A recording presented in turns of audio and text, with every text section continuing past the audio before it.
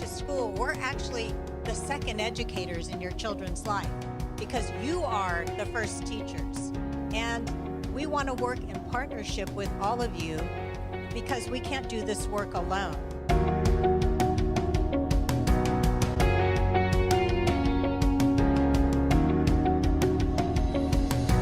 Que su voz cuenta y que si nos unimos podemos lograr grandes cosas para nuestros hijos.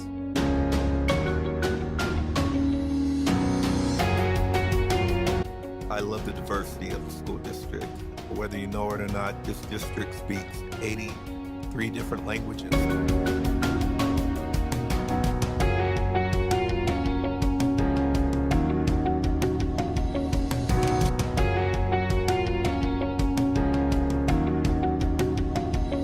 know that the administrative offices, they have my back.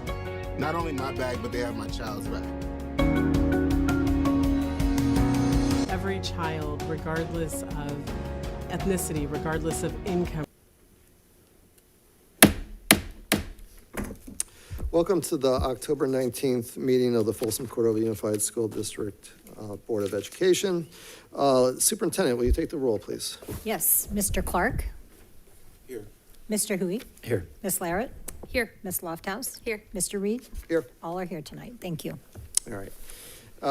We will be going into closed session on any of the following matters: student matters, employer-employee relations, conference with legal counsel regarding litigation, conference with real property negotiators, and personnel matters. Before we go into closed session, is there any public comments on items that will be discussed in closed session? Online? All right. We will be at recess until 6 p.m. sharp, and we'll see you then. Thanks.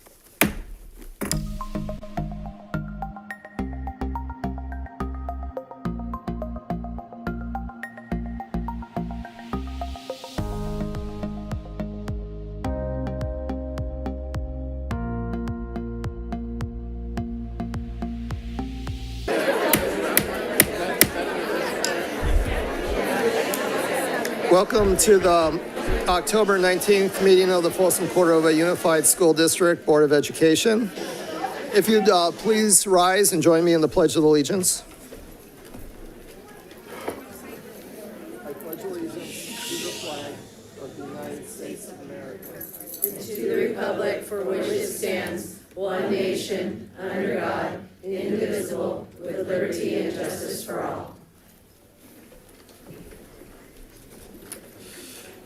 All right, I have a broadcast statement. A broadcast and recording is being made at the direction of the board, and the broadcast may capture images and sounds of those attending the meeting.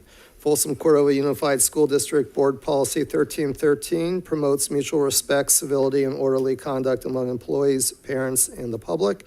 We will treat staff, parents, and members of the public with respect and expect the same in return.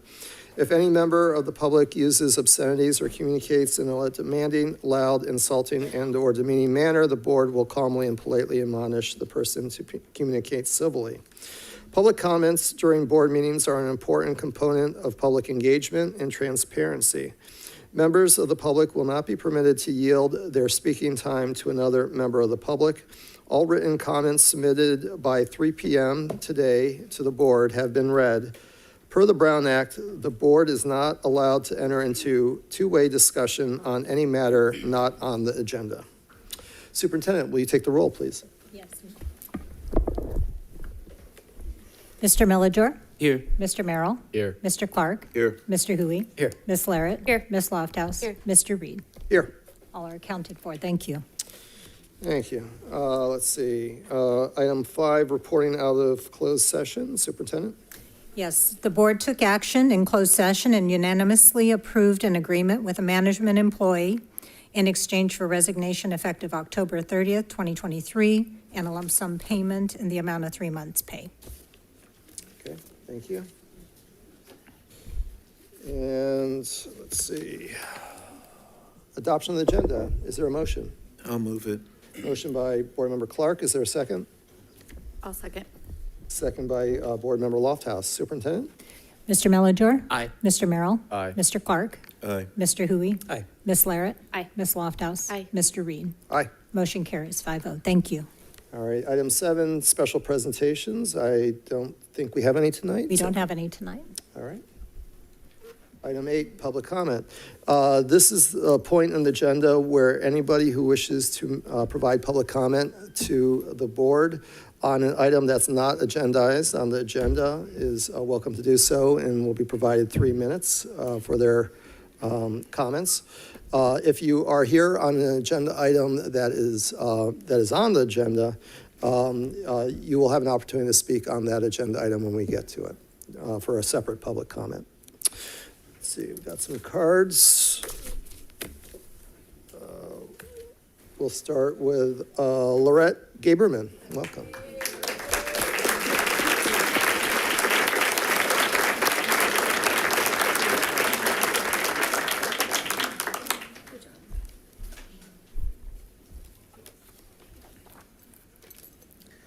Good evening, board and Dr. Kaliki and all my friends on both sides right now, but especially my friends in the trenches back here.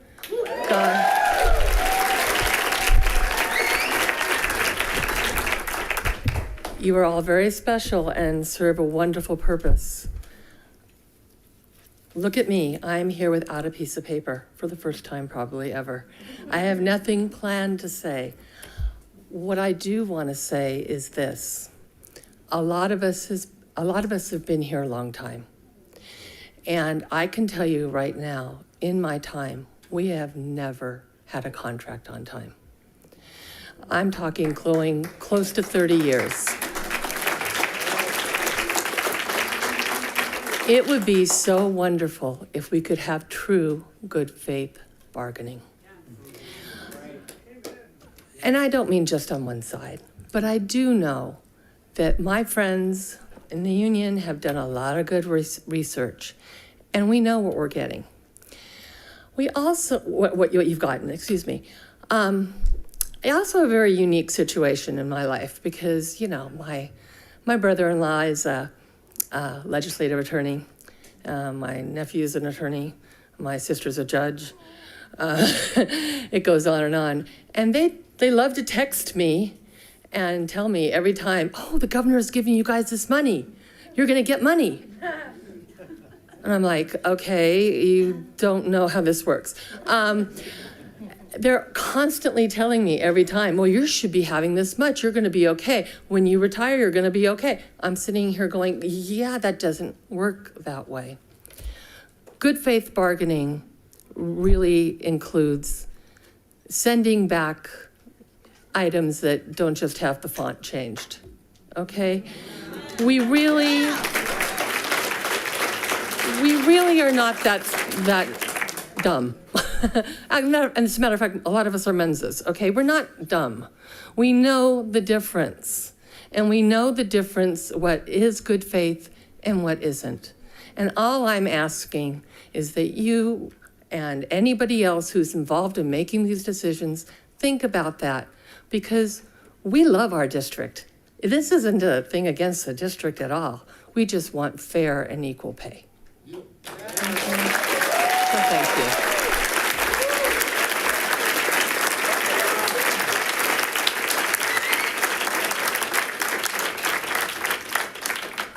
Thank you.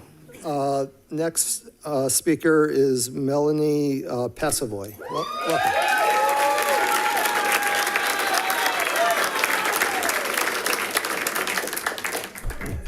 Good evening, board. My name is Melanie Passavoy. I am a math teacher at Folsom Middle School, and I am reading a letter on behalf of a teacher who was unable to be here this evening, but wanted their comments read out loud. I am writing this to offer some advice to the board. I think that FCUSD should reach out and request that nearby school districts make official statements of gratitude to Folsom Cordova for training and preparing highly qualified teachers for their districts.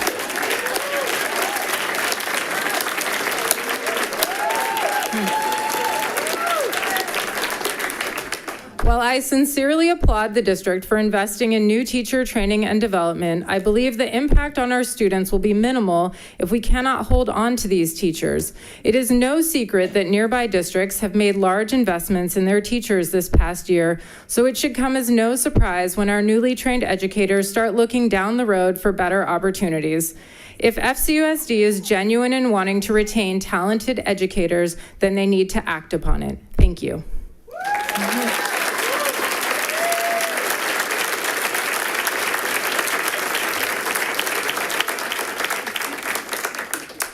Thank you. Next speaker is Michelle Flowers. Welcome.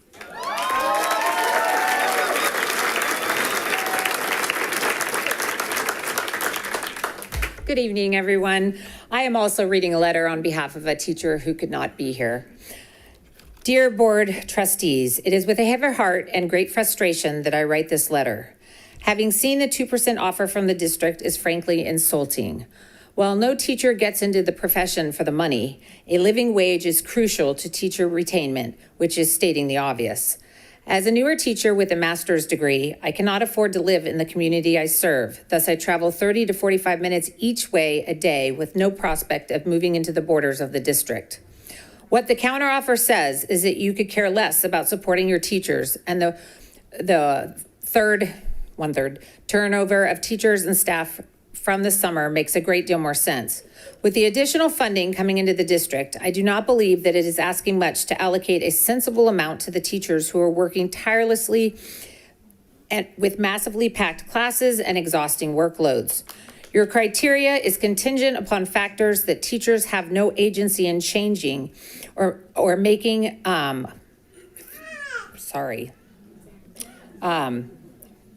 think there's a typo, but don't hold that against this letter. Agency in change making our ability to get a fair raise even more difficult. It is not only disparaging to see the proposed counteroffer, but it sets my sights outward. Districts around us are more competitive in a profession that can't compete with other jobs. FCUSD has effectively sent the message that it's okay to sideline the needs of their teachers in favor of a top-heavy structure, and in doing so, will continue to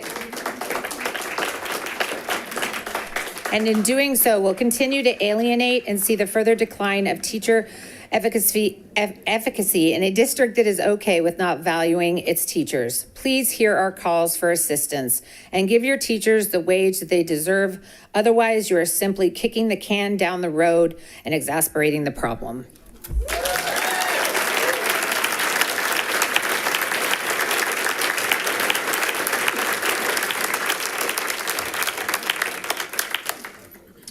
Thank you.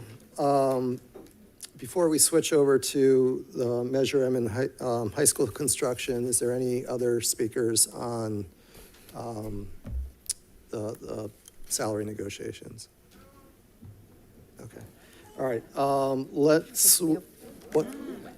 Hi, sorry. Yeah, please.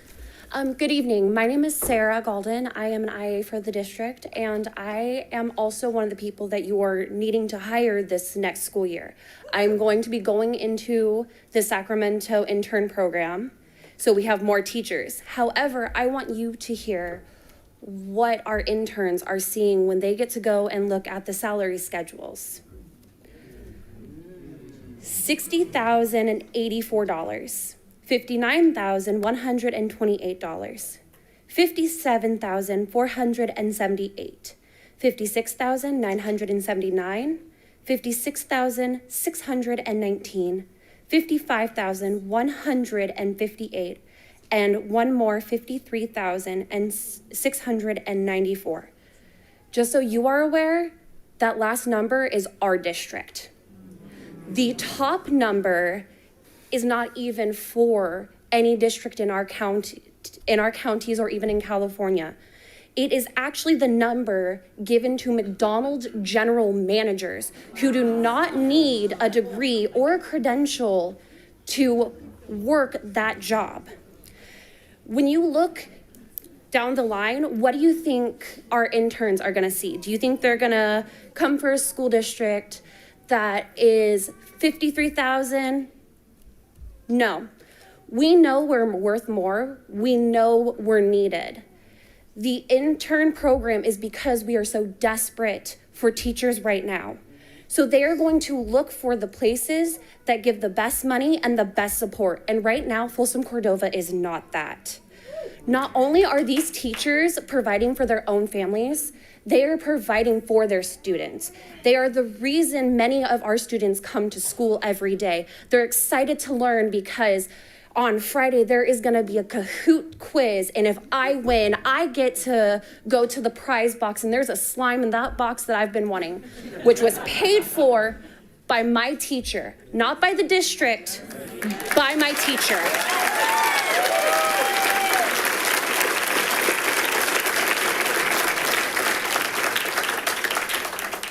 So when you guys go back into that room, I would love for you to look over everything you think about what teachers pay for, what teachers do. There's a lot more they do than you actually see every single day.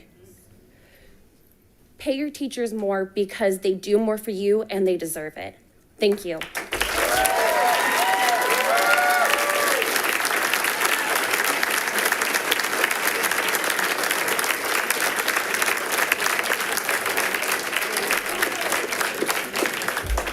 Hi, board. My name is Chelsea Cunha. I'm a 6th grade teacher at Mitchell Middle School. Many of you know me well. I have various also work that I do across the district, including equity and SEL.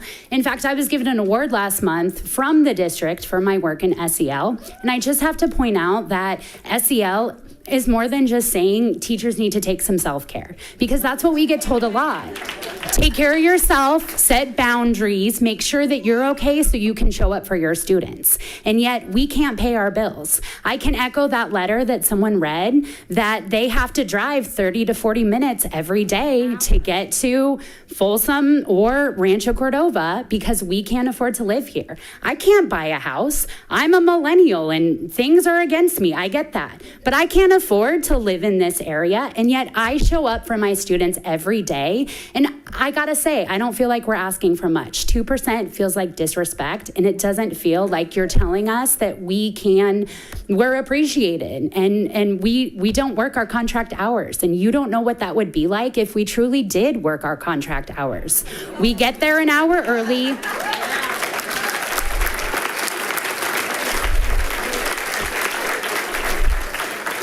They know what I mean, because they do it too.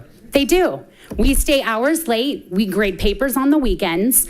We just do, and we do it because we love this job. We're not asking to be compensated for the hours we work on the weekends. We're simply asking to be compensated a little bit better for the work that we do, showing up every single day for the kids that we love. And in a district we love, we want to be here, because if we didn't, we could go somewhere else. There are jobs open everywhere, and there are districts that pay better. We want to be here, and we want to show up, and we want to partner with you. We just want to feel like it's an equal partnership, and we're feeling respected too.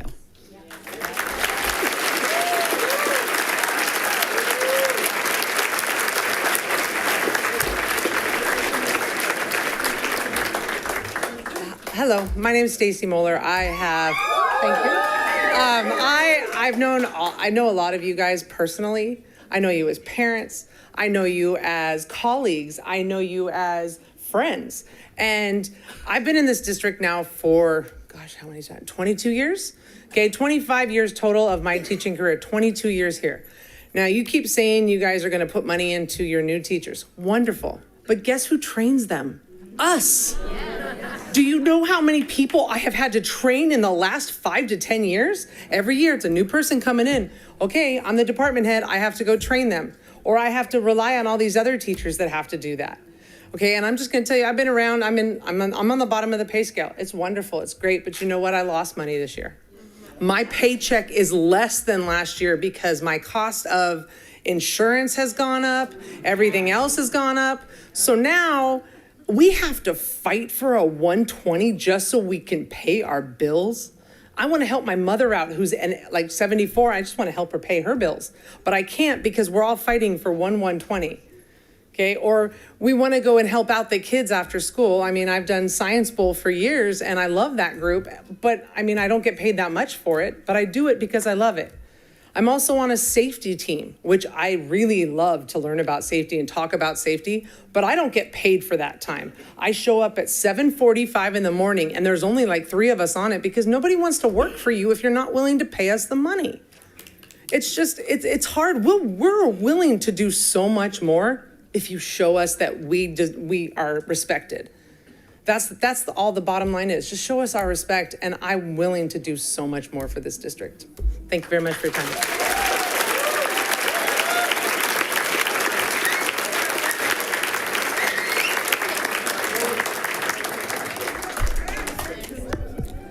Hi, my name's Amber White. I am an English teacher at Mills.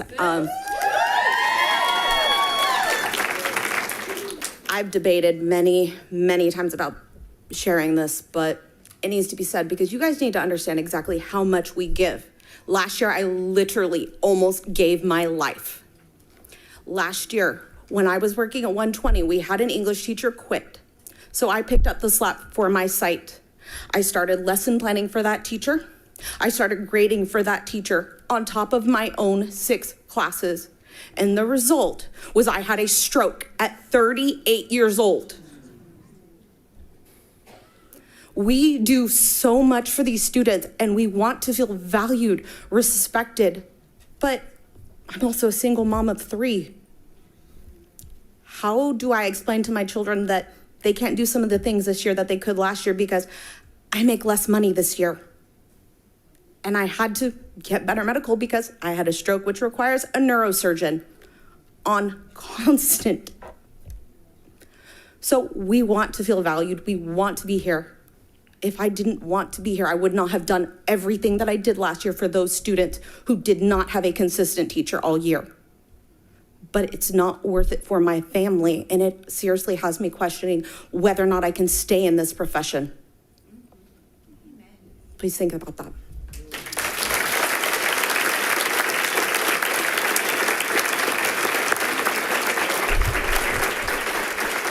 Hello, board.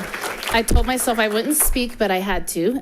So my 21st year of teaching, and I've been in Rancho and Folsom, and I love my job. I wouldn't do it. I've been teaching a lot of the kids. I love no parents here, former board member parents. I do what I do because I love it, and I don't do just what is expected. I don't do my contract hours. We all do more than what is expected because that's in our heart. And, you know, I have 4 kids. I've juggled it my whole 21 years. We do it because we love our job. And this is the first year I've actually started looking at different jobs. I never thought, I'm 43 years old. I'm not ready to retire. I am starting to look, is there something else I can do? Because it is stressful. It is a hard day. We don't get paid fairly. And we're not given the supports that we need. And I never thought I would say this. My first time I'm starting to look for different jobs. Please consider giving us something respectful because you're going to lose the best teachers. We do more for our schools and for our students than what we're asked for because we love it. So please keep us here. Support us.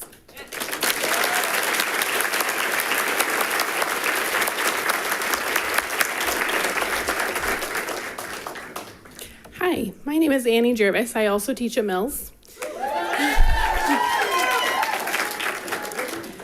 I spend 5 of my classes with our refugee students in our beginning ELD program. And in a conversation with my colleague where we recently discussed the 2% offer, we calculated it out at our steps to be approximately $97. So I would like you to know how many times since June, out of my own pocket, out of that paycheck, I have spent $97 on my classroom. I have purchased toothbrushes, pencils, notebooks when the school could not provide them and said, those are not in the budget this year. Well, they have to come from somewhere. My refugee students are not going to bring them with them. Someone has to provide them out of my own $97 pocket. Novels from people who have written books within this century that represent the populations of our students that we don't have.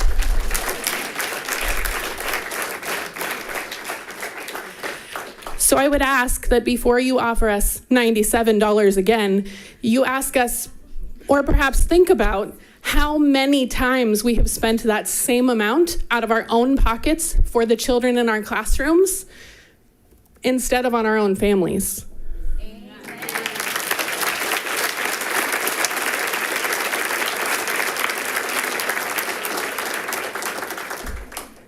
My name's Lori Wilkin. I was not planning on speaking tonight, but feel compelled to share something.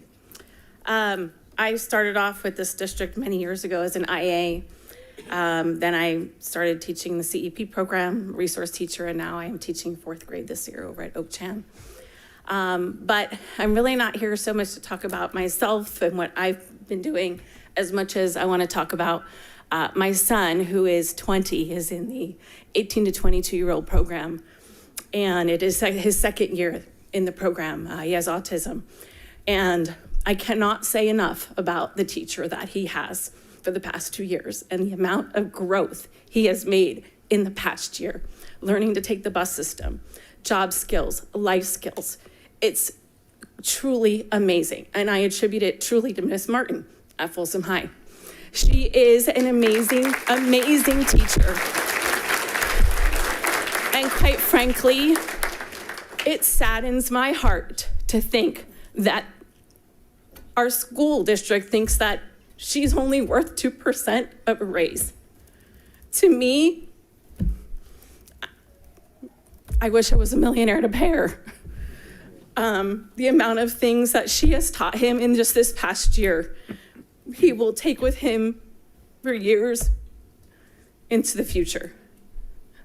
Like I said, please, 2%, she's worth way more than that. Please think about that.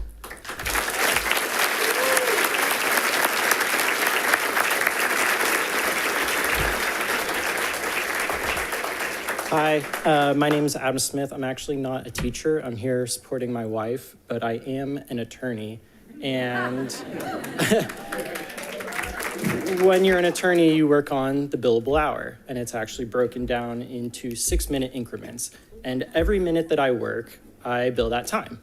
I could not possibly add up the amount of time that my wife works for free alongside me, late hours at night, on the weekends, and she doesn't track that time. She just does it out of the love for the job. I can't think of another profession where people are willing to work for free because they care so much about their clients. So I think that needs to be taken into consideration. There's intangibles that these people offer you that you simply don't take into account. Thank you.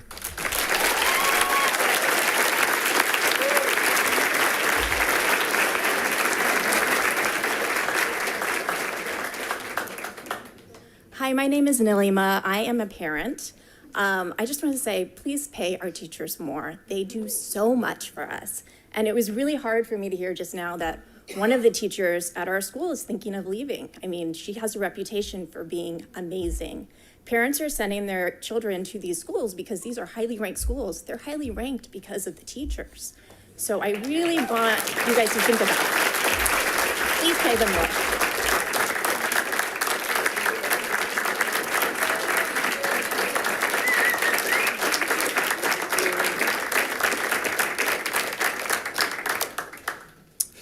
Thank you to all the speakers who just got up to speak. Oh, you want to join? Yeah, please. Jump in. Yeah.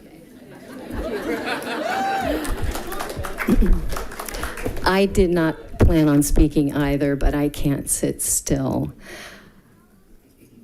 I love what I do, and I can't imagine doing anything else but teaching social science to 8th grade students. After seeing my kids go through 8th grade, I thought, okay, I'll teach anything but that. But that's where I ended up. And it took me 2 days to figure out that's exactly where I belong. Like all teachers, the job takes over my life, my relationships. No one knows a teacher's life and what they really give to their students, like their families and friends. I can't spend time with my grandkids for an entire day on the weekend. I'll say, well, I can do 3 hours. How about that? And I've been explaining to my own children, the parents of my grandchildren, I feel terribly guilty. about my situation and the time that I don't have to spend. And I've been trying to explain that to them for a long time, and they understand as adults, but it's certainly not what they would like to get from me and not what I would like to give to them. I know I can just say no and not work, but I know what my lessons are going to be like the following week. And I'm not willing to do that. I'm not willing to give my students less. I feel like my job is so important. And I was a bit demoralized, not only by the offer by the school district of 2%, but I was a bit, what's the word? I don't know, demoralized, unappreciated, undervalued, when for the first time in a staff meeting that started the school year out, our principal told us our mission is learning whatever it takes. And we know that, we've had that, teachers chose that mission statement.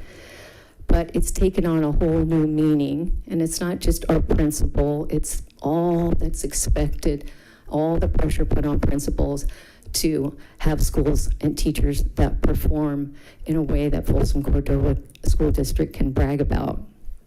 And again, I'm on board with that because I know how important my job is. But usually, at least, and I'll finish, I heard that.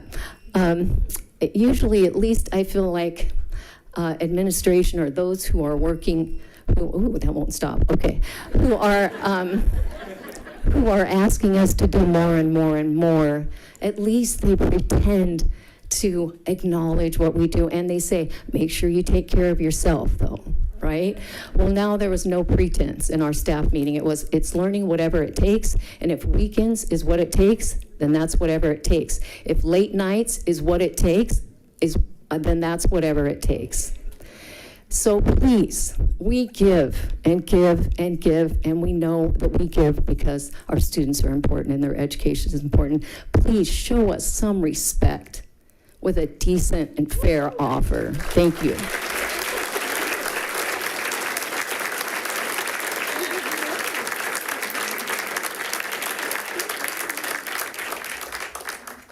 Thank you. All right, back to the cards. We have Sung Park. Welcome. Hi, my name is Sung, and I'm here to represent multiple concerned families from Folsom Plan area. We are deeply concerned regarding the two options presented from the study sessions on October 9th. We understood that escalation in cost as well as no school built in Rancho Cordova through Measure M. However, the options presented on October 9 disregards the student population and bound to cause a significant ripples across the real estate market in the region. We believe the correct compromise option is to prioritize the elementary school in Rio del Oro and fund the comprehensive high school in Folsom with remaining fund from Measure M. Folsom Plan area elementary school number 3 and the middle school there, and additional schools in Rio del Oro should be funded through the next bond measures to encourage parents to vote for it. We went through years of no elementary school, and Rio del Oro population is reaching toward when we were at the time Mangini Ranch Elementary School broke the ground. We support prioritizing elementary school in Rio del Oro. And we believe it's every parent's best interest for a single comprehensive high school in the region because college entrance has become increasingly competitive and extracurricular activities became extremely important. A competitive high school needs to offer various extracurricular activities, and that's only possible when student body size supports, and that's only through a large school with single focused funding. And any open market, such as a stock, real estate market, is that they're extremely efficient in utilizing the public information. The demand and the price has essentially baked all public information into it. FCUSD published the school construction timeline, and defying it, it will have market consequences. The reason why Folsom planned area has larger demand despite the lack of infrastructure is that most residents are focused on education and supporting this school district.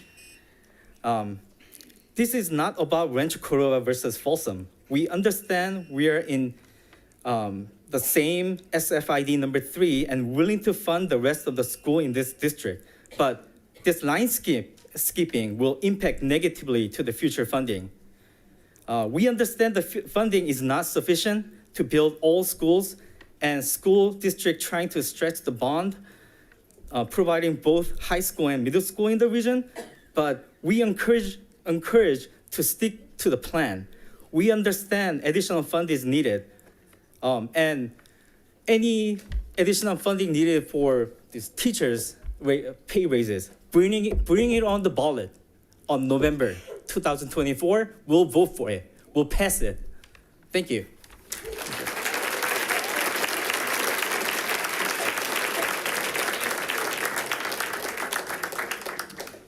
Thank you.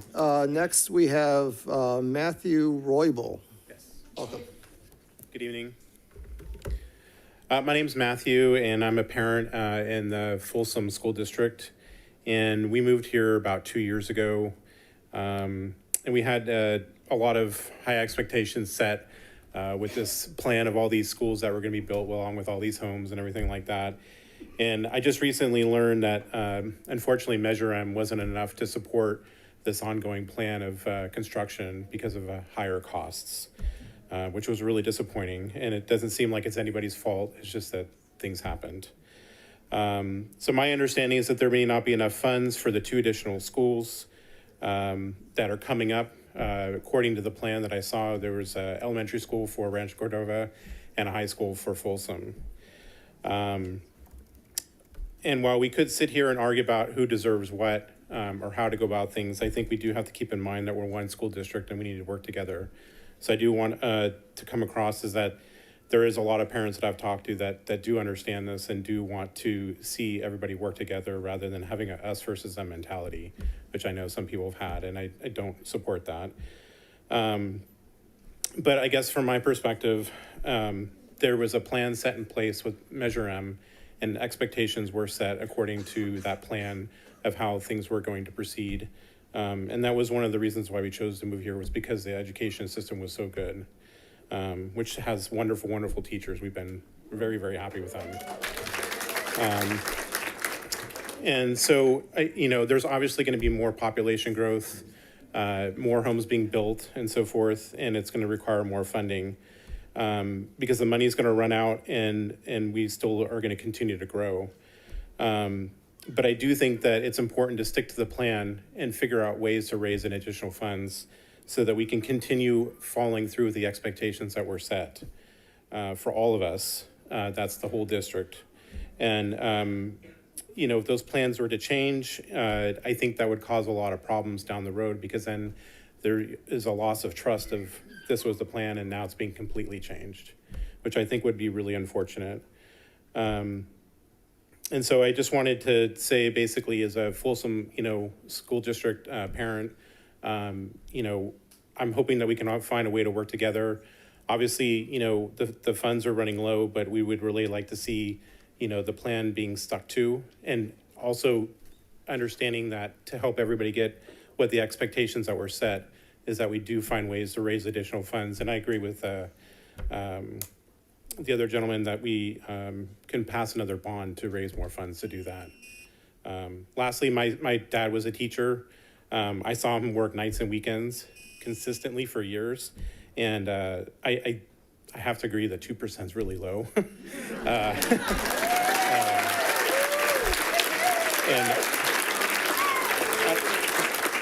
So I wasn't expecting to talk about that, but 2% is it's less than CPI, so it's actually a pay cut. So anyway, thank you.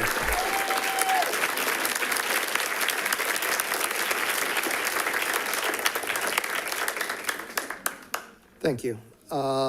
Next, we have Justin Long. Welcome.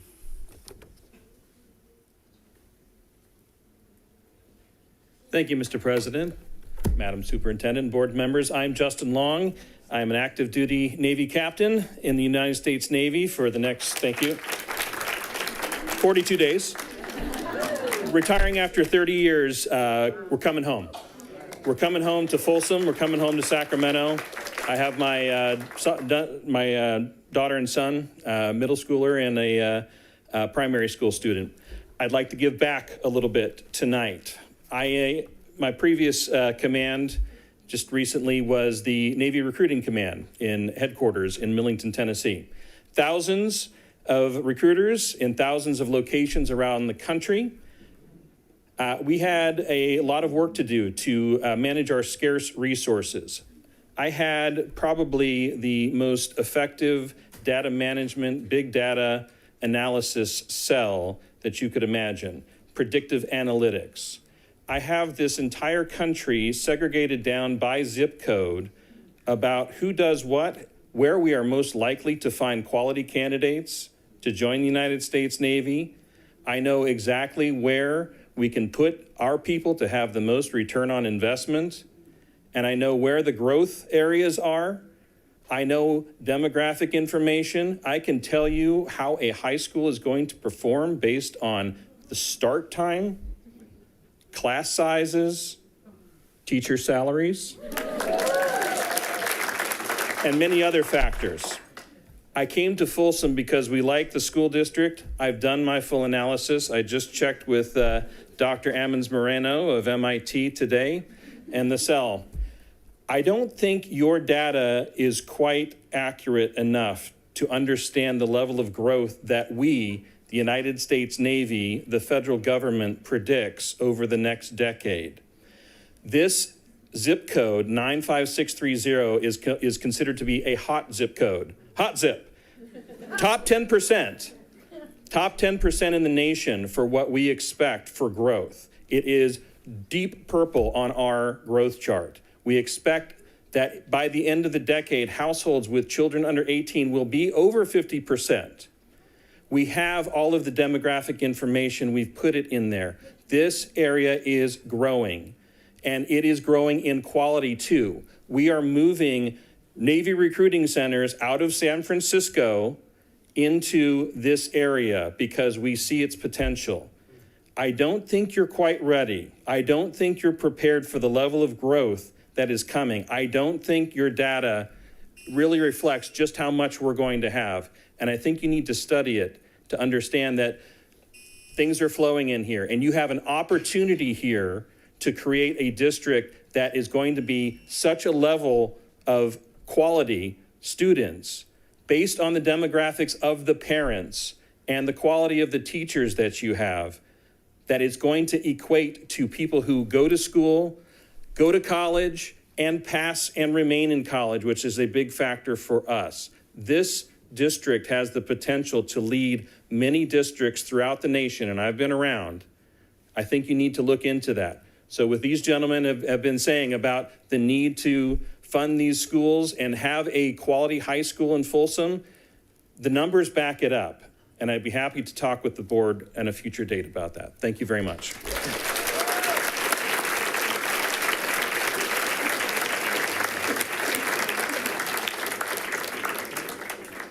Thank you. Any more individuals in the audience tonight that would like to speak on Measure M or high school?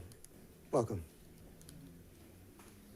Hi, I'm Amy Namaski McBride, and just a little about me. I'm a graduate of Cordova High School. That's my math teacher. She also helped me become a teacher. I'm a teacher in a neighboring district. I live in the new Folsom Ranch area, and the reason that I wanted to make a comment is just I was looking at all the stuff, and I've been seeing what you're talking about, and I think that we really need to take a look as a community and come together to see what each Folsom Ranch and Rio del Oro community needs at this moment. And I think that that's the equity piece that we will have. And if they're coming in and they need an elementary school, then that's what they need. And if we're coming in and we need a high school, that's what we need. And it's okay if they're not the same amount of money for that measure, because we're needing to do what that community needs, not what that community wants. And so I just wanted to put that out there and say that I hope we have more talks about this in the future. And I just want to thank all these amazing teachers, because I'm here today because of them.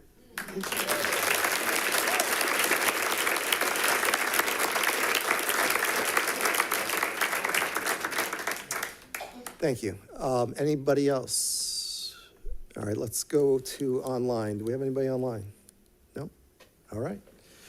Well, thank you all for your comments tonight. Very much appreciate that. Then let's move on to agenda item 9, reports of district organizations, and we'll start with the Student Advisory Board. Hello, everyone. We don't really have any developments from the SAB, but our next meeting will be November 1 at Cordova Lane Center. Thank you. Thank you. California School Employees Association, welcome.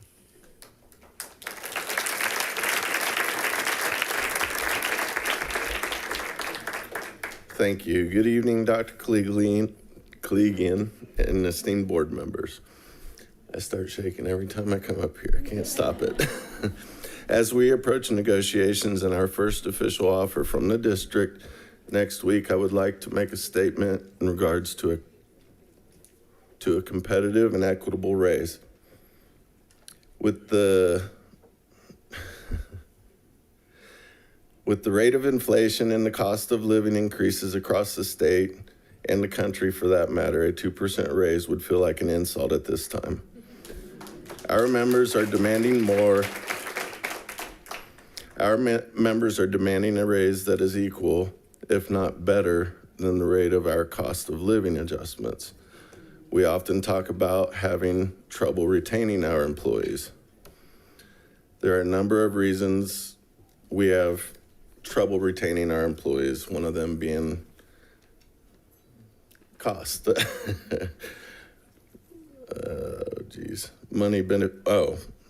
Sorry. There are a number of reasons we have trouble retaining our employees.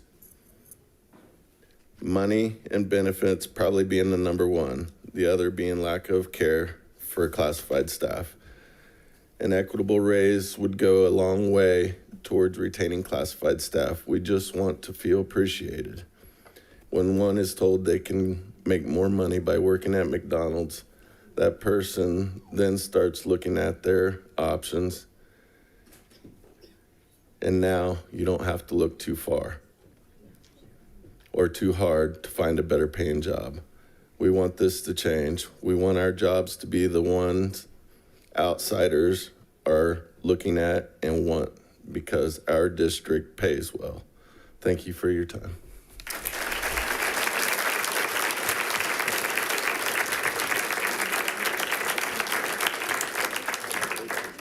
Thank you. Next, the Folsom Cordova Education Association. Welcome. Good evening. I'm Tracy Suter. I'm the Executive Officer and Bargaining Chair for FCEA, and I'm presenting on behalf of all these people. On October 11th, the district brought to the table a revised tentative agreement. I say revised because it was identical to the one we saw on August 30th with 2 additional lines. The 2 additions were about adding a work day for the 24-25 and 25-26 school year. If we work 185 days instead of 184 days, then we get paid. It's roughly 0.5% of a member's salary. A reminder to everyone behind me, that can go away when the MOU and agreement goes away in a couple years. So it's not a permanent addition to your pay. And I say that because people have been emailing me questions about these things. I would also remind everyone, including the district, that their compensation offer was for this year, 23-24, and the calendar piece would not start until next year, 24-25. At the table, the original compensation offer was re-explained to the bargaining team. The problem isn't that we didn't understand it originally. Your problem is that we actually do understand it.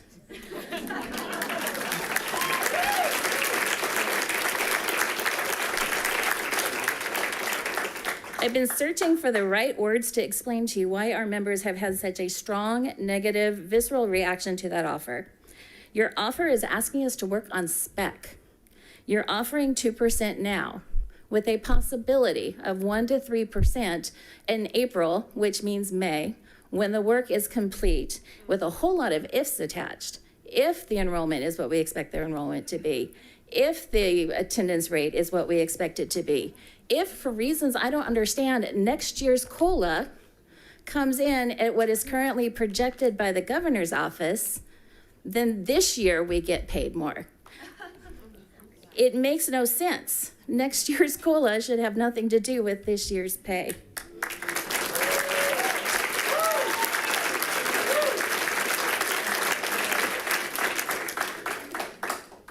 I would also point out that when you go to fill up your gas tank, they're not going to accept that I'll get paid somewhere in April and May, I think, if everything falls into place. Unless you've won the lottery, I suspect everyone in this room has experience with budgeting. And my apologies to some of our younger teachers, but I've been here for over 30 years. Personally, the largest part of my budget is my mortgage. I chose it and I planned for it. Everything else, whether it's home repair, vacation, or trust me, I can have a long list of things I want to spend money on, have to be considered in light of what's left after the mortgage is taken care of, because that's my priority. So as I make those decisions for myself, I am putting priorities based on what's left post-mortgage. We're your mortgage. We are in the business of education. At its core, it requires two groups of humans. It requires students, and it requires the frontline adults in the classrooms with them. That's us. Our role in the budget needs to be commensurate with our role in the education process, not an afterthought.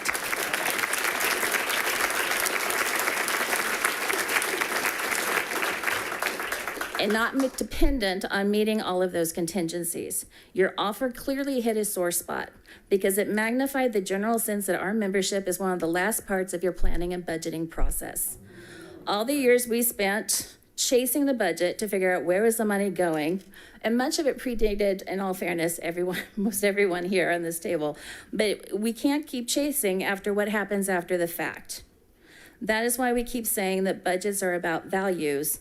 And the way you're budgeting puts us way at the end of that value process. We brought our counter to the table as a reasonable and responsible alternative that builds teachers into the budget from the beginning, that reflects our value to this enterprise and truly treats us as respected partners. So we have a little math lesson for you. The numbers are all from your budget. Sean gave us a lovely 3-hour presentation on the budget in August. You saw pretty much the same presentation, but I think a little bit shorter. So the two numbers that you're going to keep saying in that presentation on page 25, we have the cost of 1%. That's salaries and statutory benefits as well. The LCFF is the money the state gives districts to meet their LCAP goals. It is ongoing funding. It is aimed for the students in the classrooms. We used your assumptions of a 94% attendance rate, and those numbers were in August prior to current enrollment numbers, which are actually coming in higher. How much new ongoing funding is there? This is where it gets complicated, and the people behind me are not going to like some of this explanation either. But ongoing funding is there to support core programs in the district. It's really controlled by a couple factors. We have the top line number of 8.22%, but in reality, it's also the attendance the district has, the attendance rate, the number of students, and even what grade levels those students are in. For 23-24, the state budget increased LCFF funding by 8.22%, but we don't have 100% attendance. So, from your own updated budget on October 11th, Sean's very good and very transparent and then very good with his estimates. So we are expecting about 200 to 250 more students. CBED should have been becoming official at some point this week, so we'll find out. Even if you kept the 94% attendance rate, You're projecting an additional 2.6 million of revenues over the budget you saw in August. When the 20-day challenge completed, they had a 95.5% attendance rate. And while it may not last the entire year when it comes in April and gets fixed, it could be up to 6 million. We're not trying to bankrupt the district. We know that there'll be additional numbers coming, amount of money coming. But when we base this, we're trying to show you that you can budget for us from the get-go and not have to wait until after the fact.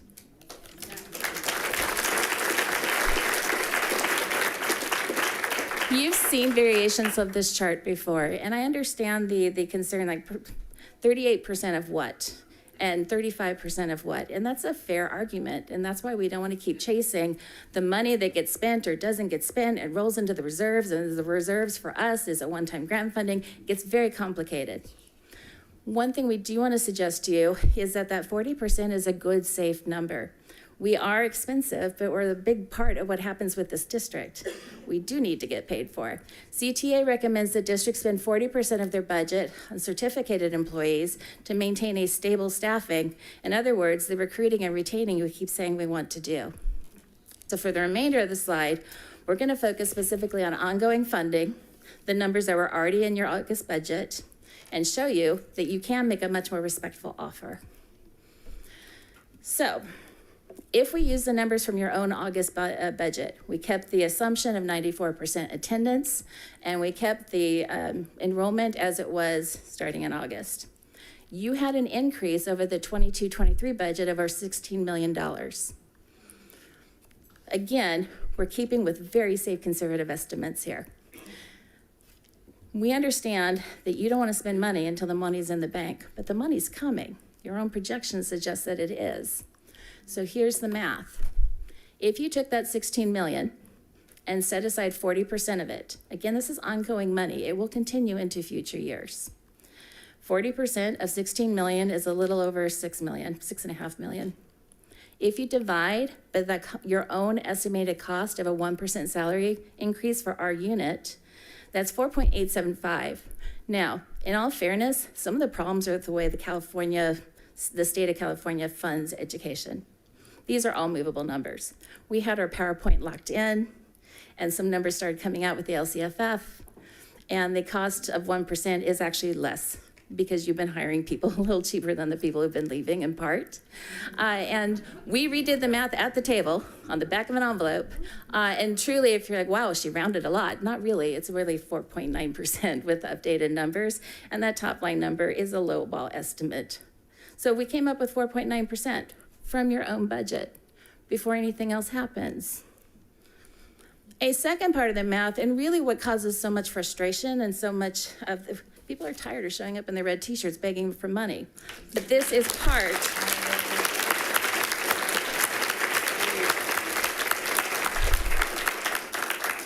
The second part of this illustrates the frustrations, and really maybe on all sides. So when you had your 22-23 budget and you closed it out in the second interim, you had set aside money for salaries, our salaries, that didn't actually get spent. So that money tends to end up in the reserves someplace, and then we come and talk to you about the reserves, and we have good debates about the reserves. But truthfully, if we just focus on that one line item from last year, you had a difference of 1.4 million between what you budgeted and what you spent. Partly that's because you have to budget like all the positions will be filled. Eventually, those positions are acknowledged as unfilled, or a teacher resigns and gets replaced with a teacher who doesn't cost as much. So you budgeted properly. Eventually, it comes out of the budget and rolls into other places, but it was meant for our salaries. So if you divide by the cost of strictly salaries, and for those of you who have sharp budget eyeballs, I put the number on the side. It's a different denominator because I'm only dividing by salaries because that line item is only salary related, did not include the statutory benefits. That's 1.3% raise across the board to our members that you budgeted for last year and didn't actually spend. So if we have the 4.9 and the 1.3, that is a slightly healthier 6.2% already in your budget.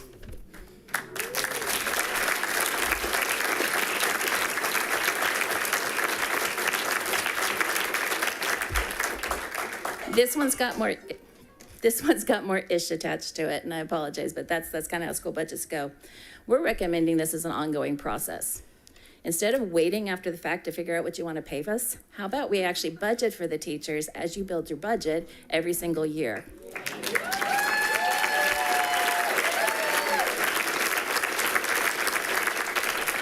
So if we cross our fingers and believe the 3.9% stays, the 8.22 really survived all of last year. So let's go with that 3.94. We're still using your August numbers, so we're still assuming the 94% and the lower enrollment than we currently actually have. We took 40% of what you already are estimating increasing in your budget in LCFF. We divided by the 1% cost for teacher salary increase, and we came up with 3.7% for next year. Now, admittedly, as a math person, it's a little iffy. We will get something this year, eventually somehow, so that 1.3 million for the cost of 1% is lower than it will be. But truthfully, your enrollment is higher, your attendance rate is improving, and so you will have more money. I will also point out that some of what we're looking on is what happens when you project 3 years in the future using your safest, most conservative budget amounts. They compound in a not nice way for that third year of your budget. So while the numerator might be a bit low, the denominator, the numerator is 2. We're still coming out, we checked it multiple ways, about 3.7% for next year. So here is our ask. Our ask is 6.2% across the board, retroactive to July 1st. 4.9% based on your own calculations of the LCFF increases, and the 1.3% that you budgeted for us and did not spend on us last year. For next year, 24-25, we know that there's other issues on the horizon. Healthcare is going to have a lot of changes in the next 6 to 8 months. Valuations of teachers, special education, putting in the new and ever-changing rules for pre-K. There are other things we need to spend our time on. So we're suggesting that second year. Notice 3%, and yes, the people behind me, I know that's not 3.7, but 3% is a very reasonable ask and allows some wiggle room because we are asking to reopen healthcare where everyone can negotiate necessary changes and improvements. We also added the 0.5% from the calendar, but again, I remind you, that's only if we agree to the extra day of work, and it could disappear after 2 years, depending on how the MOU gets funded long term. So we're asking you to systematically build this into your budget from the start of the process. Show us the respect we deserve by using the increases in ongoing state LCFF funding intended for this year's students, this year's classrooms, to pay the teachers doing the work this year. Not maybe toward the end of the year, depending on an if and another if pertaining to next year. No one goes into teaching to get rich, but we do deserve to be able to take care of our families financially, to be paid fairly for the work we are doing right now. Instead of offering us empty words of appreciation, recognize our value and our role in the most important job the district has, educating students. Folsom Cordova students deserve the best. Their teachers, counselors, nurses, and all of our unit members deserve to be treated as valued and respected partners in all facets of education. The district's vision statement talks about empowering all students to thrive through educational excellence. We, your certificated staff, are the providers of that empowerment. Your budget and compensation offer need to reflect that desire for excellence. We will not settle for less.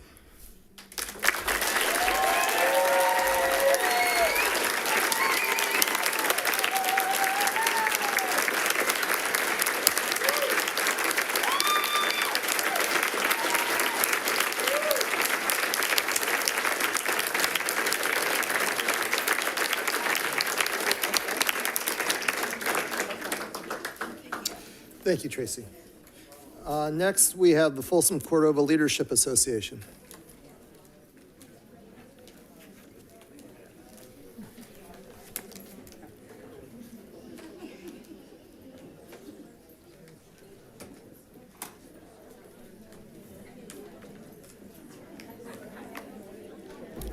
Good evening. Kind of feel like we all need to take a deep breath. Good evening, Dr. Kaligian, President Reed, members of the board, and distinguished colleagues and guests. Tonight, I'd like to report and highlight our work from our curriculum and instruction team. Dr. Hubert, Lori Emmington, Angie Carlo-Magno, thank you. Along with the rest of the lead teachers and the support staff team have worked endlessly to provide leadership, guidance, and support for all of our teachers in this district. Every week, a newsletter is sent out with the latest information and links to keep our teachers at the cutting edge of curriculum. As an example, this week's newsletter included information about Happy Digital Citizenship Week, dyslexia awareness, 4 C's of classroom systems updates, the new literacy project, EL checklist and report card resources with a video on how to fill out the checklist, math stuff, the trimester 1 DIBELS assessment, Tech Corner information, including Chat GPT and how to handle AI in schools, in addition to upcoming dates for calendars and the rest of the month. Our teachers and community are very lucky to have such a dedicated team of experts providing guidance and leadership for the most up-to-date information. Special thanks goes to our C&I team for their dedication and leadership. And I did bring copies of the newsletter in case you guys would like to look at them, but you can also find them online. Thank you. Thank you. Finally, the District English Learner Advisory Committee. There's no report this evening. Nope, all right. All right, that takes us to item 10, agenda consent. I understand we are pulling items G and J for further discussion. So is there a motion to adopt the agenda with the exception of items G and J? I'll move.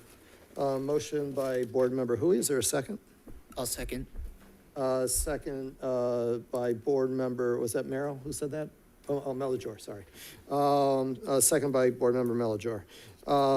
Superintendent. Yes, Mr. Melajor? Aye. Mr. Merrill? Aye. Mr. Clark? Aye. Mr. Hui? Aye. Ms. Larrett? Aye. Ms. Lofthouse? Aye. Mr. Reed? Aye. Motion carries 5-0.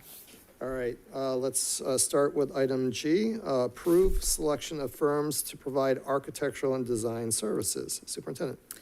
Yes, this item's coming to the board as a follow-up from our June 5th request for statement for qualifications for architects and design services. And tonight we are bringing 5 firms forward, and Ms. Wickham will be able to answer any specific questions the board may have. Okay, questions?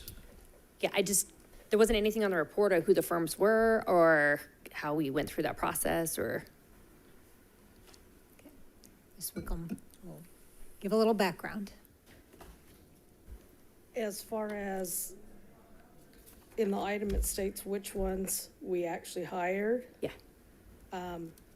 There were 19 firms that actually submitted to us, and we interviewed 7, and we went with the 5 that are on the item, which is HMC Architects, HED Architects, Lionakis, DLR Group, and Studio W Architects. We had advertised and made sure that everybody got the request for the proposals. Perfect. And are any of these architects ones we've used in the past, or are most of them new, or? HMC Architects was RGA, so yes, we're using that one currently. HED we are currently using, and Lionakis, DLR, and Studio W will be 9, are new to us. Okay. And we're excited to actually get some other creative juices flowing and see what we can do. Fantastic. Thank you. I appreciate your work and your diligence and, getting some additional input on this. So thank you. Any other questions? I do have a question. So of the new architects that we're bringing on board, do they have extensive experience working with school construction? Yes, all of them do. And what we plan on doing is going through all of the projects, suggesting which architect firms we would like to assign, and we would bring that back to the school board to approve. So would this be on a site by site? You would? Project by project. Project by project.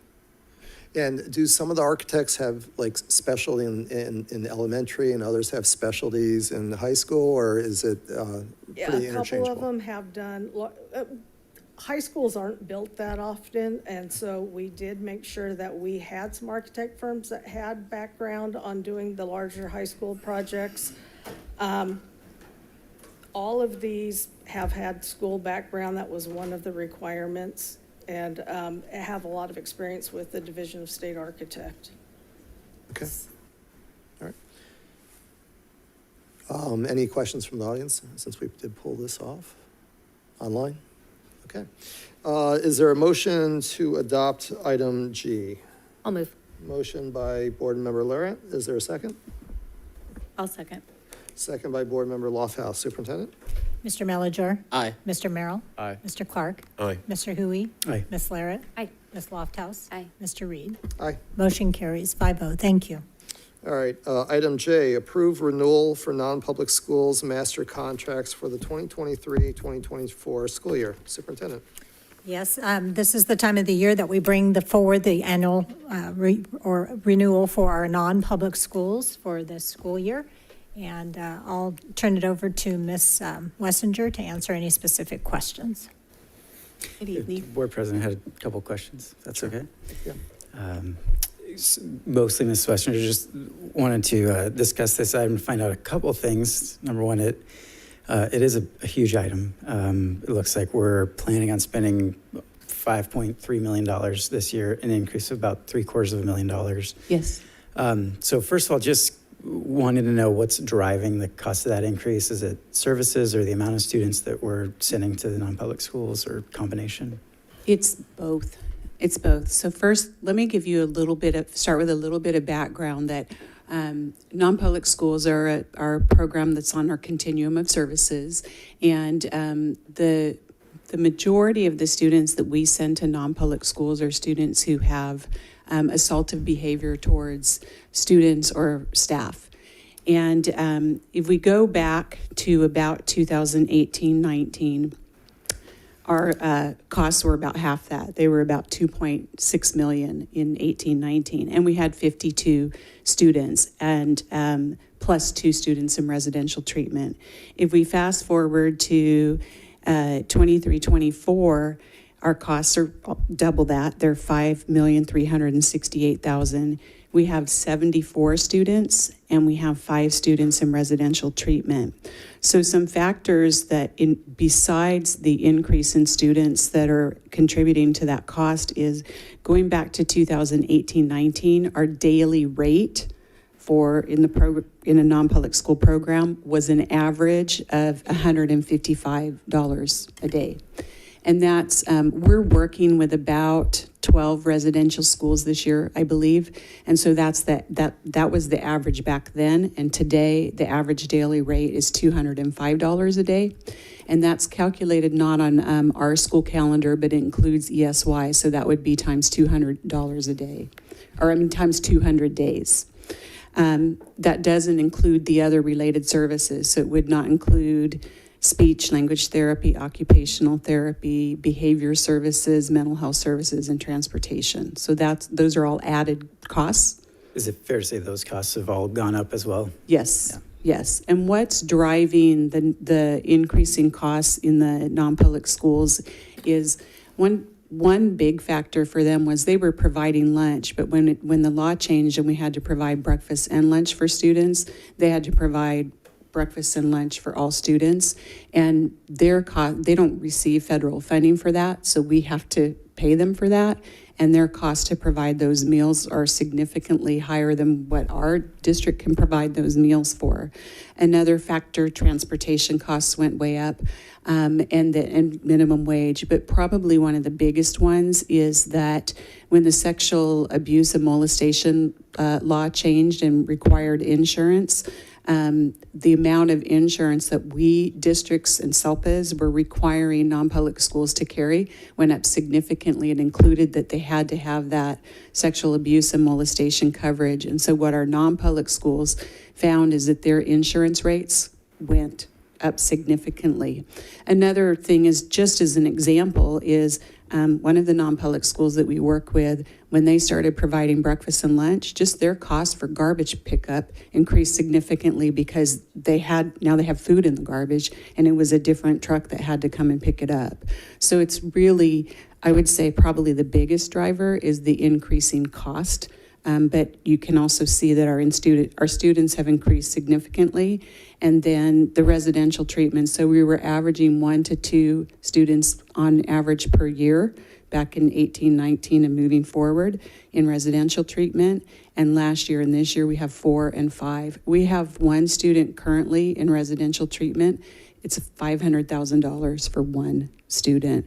And so when we send students to residential treatment, it tends to not be necessarily assaultive behaviors towards staff and students, but more very, very significant mental health needs that need to be addressed.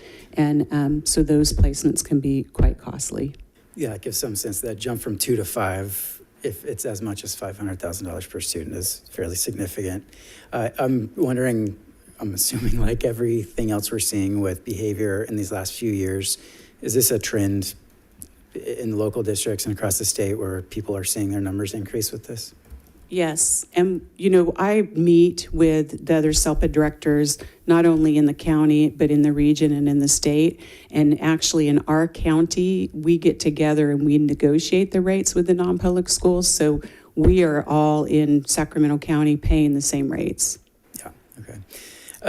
Last thing, and this is, I'd love to hear your thoughts tonight. It wouldn't hurt to bring this back at some other point too, but it's a fairly exorbitant cost. We're seeing a rise in these numbers. And so I'm wondering just what kind of plans do we have in place that are addressing, reducing that number, maybe programs where we can keep students on our campuses, but still provide care for them?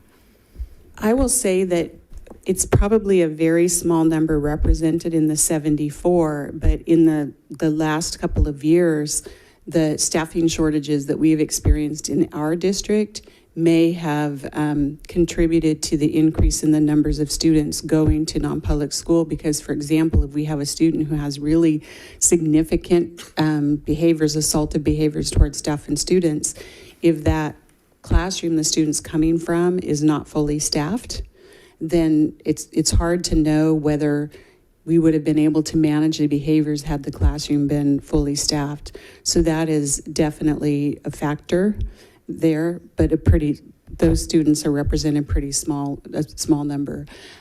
We have our program specialists attend the annual IEP meetings, of course, every year. I monitor the schools. I go out there, and then we sort of have a rubric of how we look at which students we're going to target to bring back. And we want to, of course, bring our youngest students back as quickly as we can. But we also are looking at, sometimes students are placed there by attendance and due process or through that process of a disciplinary matter. And so we're monitoring those so that when they've reached the term of the expulsion, that we would be bringing them back to the district. So that's kind of how we look at, and every time we have an annual IEP meeting, we're looking at what are the goals that we are writing to teach the student the skills they need to return to our program. Mm-hmm. Yeah, well, I just want to say thank you. This rise in numbers is indicative of a lot of what our teachers were talking about earlier, that it's a difficult job. They're dealing with a lot every day in the classroom. Jumping from 52 to 74 students is fairly significant. So appreciate you and your team's work on all this and for answering the questions tonight. Thank you. I just have a really quick question, if you don't mind. In hopes of moving our district more towards an anti-racist trajectory, I'm just curious about the use of the term master contract, as that's something that just overall we've been working towards avoiding slave-based language. And so is there another term that could be used for this? Probably. Okay. Yeah, we, now that you point that out, I can see that that's a problem. Our template that we use actually is developed by state SELPA. So we take the master contract that state SELPA provides, and they vet the legal, make sure that it's updated per ed code, all of that. And then we do the same thing locally. So it's certainly something that we can talk about locally and about how we can change that. Thank you for that. All right.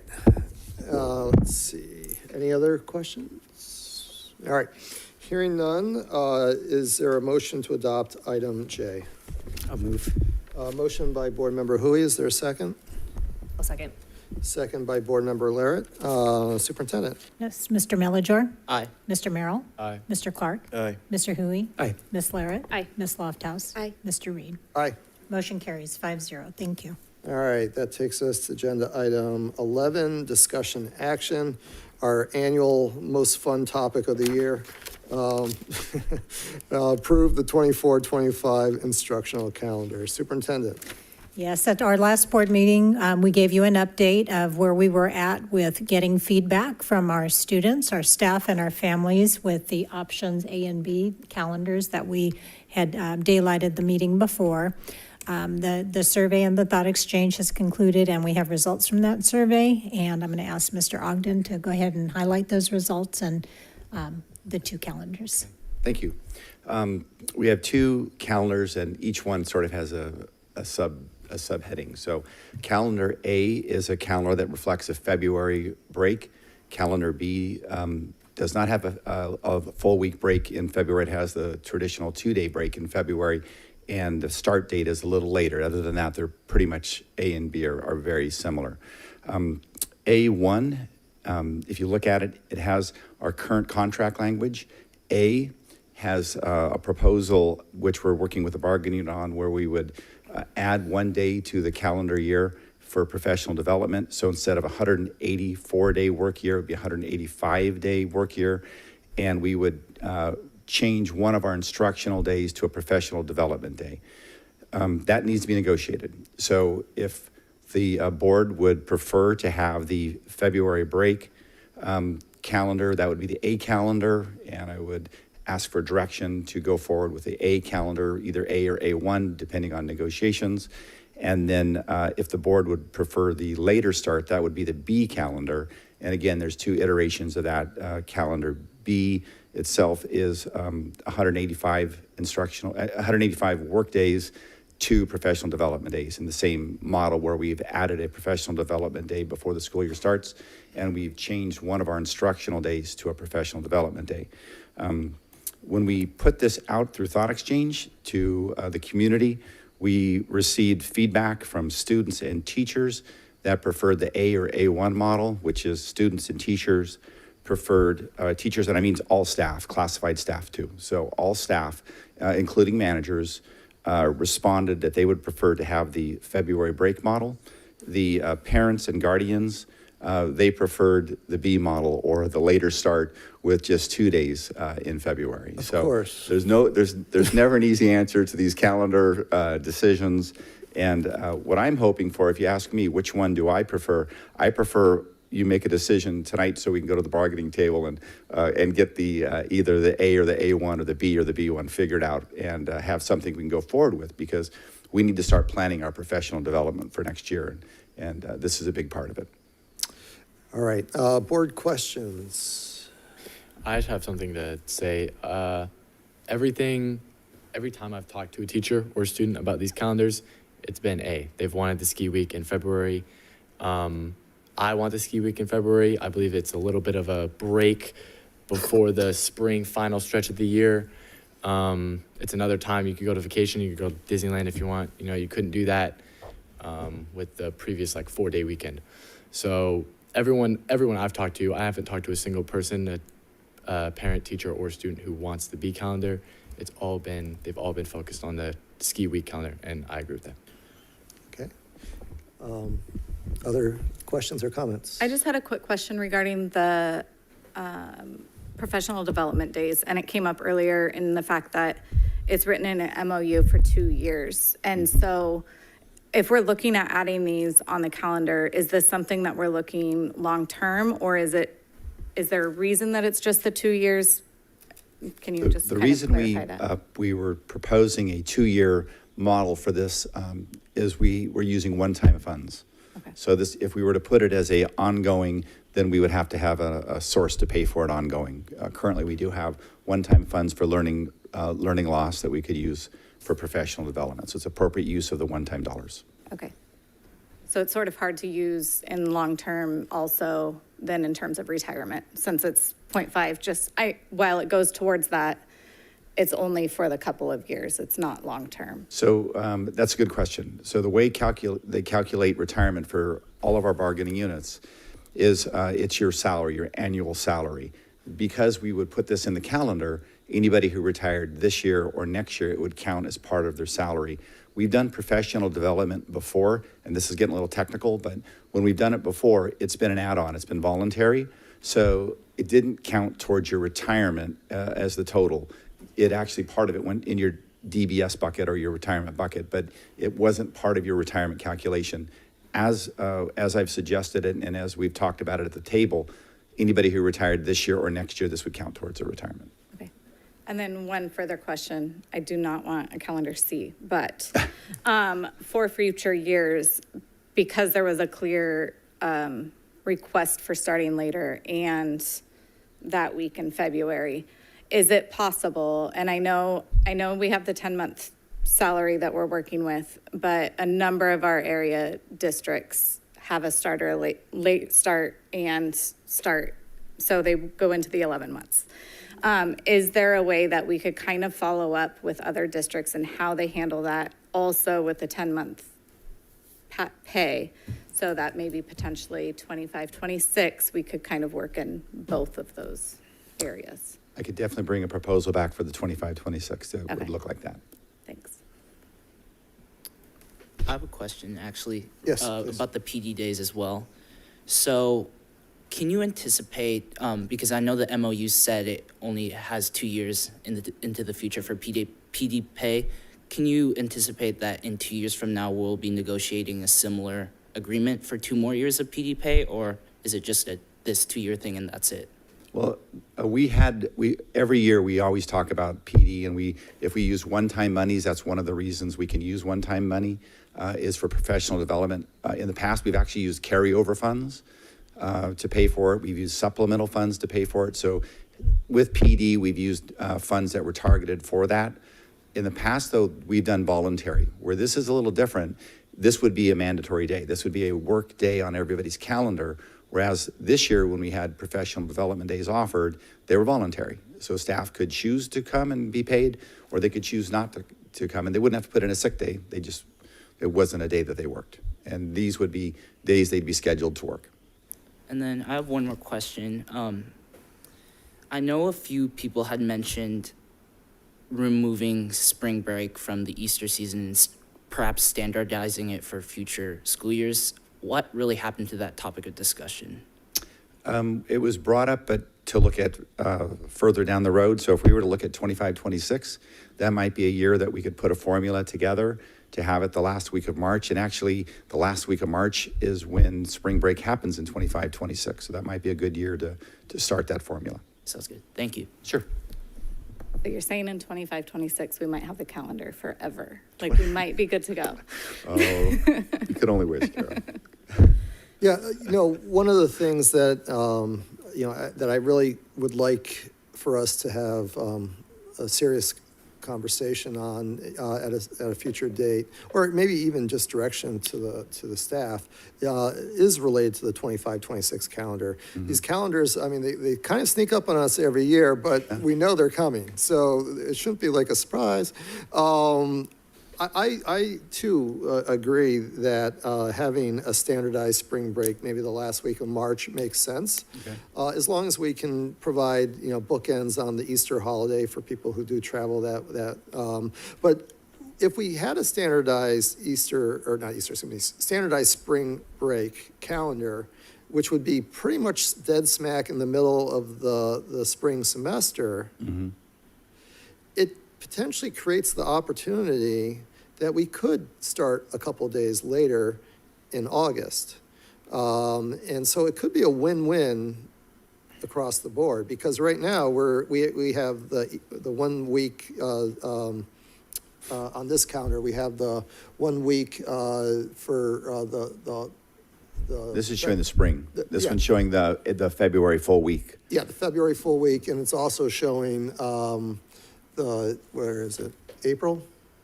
Correct. Yeah, Yeah, April full spring week. break, April 14th. Right, so if we had 1 full week and it's the March, then that second full week that we have in this calendar, we could apply to perhaps starting a little bit later in August. Correct. And so I think, I understand that, for the 24-25, we had already gone down enough of a path that it was hard to do a hard stop and go to a different one. But I think if we could get at least some level of board consensus, maybe we can give you that direction now so that in 25-26, it's less of a topic. I like that. And if I may add to that too, we have a board policy which has some of the guidelines that the board has set in the past for deciding our calendars. And that might be a place, to relook at our policy and maybe add some of those standardized areas that we have consensus on. And we could look at the current policy at our subcommittee and get some feedback from the board and bring that back as a future discussion item while we have it fresh in our head and we have some time. That's a great idea. Yeah. Board Member Hui? Oh, yeah, first of all, I certainly would be open to that. I did have a question here with calendar A. And I think it was Board Member Loftus, but forgive me if I'm wrong about that. At our last regularly scheduled board meeting, had brought up just this question around some of our families that might have a more difficult time taking time off, or if parents are working during the day, having some concerns around there. Did you get any feedback through the thought exchange or any other ways regarding that? That was primarily the reason that parents and guardians chose B. It had to do, there was a lot of comments on daycare on that week. Okay, thanks. Do you want to clarify again, maybe just for somebody who didn't hear the response last time? It was me that asked, and the district can provide childcare. We have our extended sorts learning at that program, which we could provide daycare during that week. Yes. All right, looks like we might have public comment coming up, yes, please. Okay.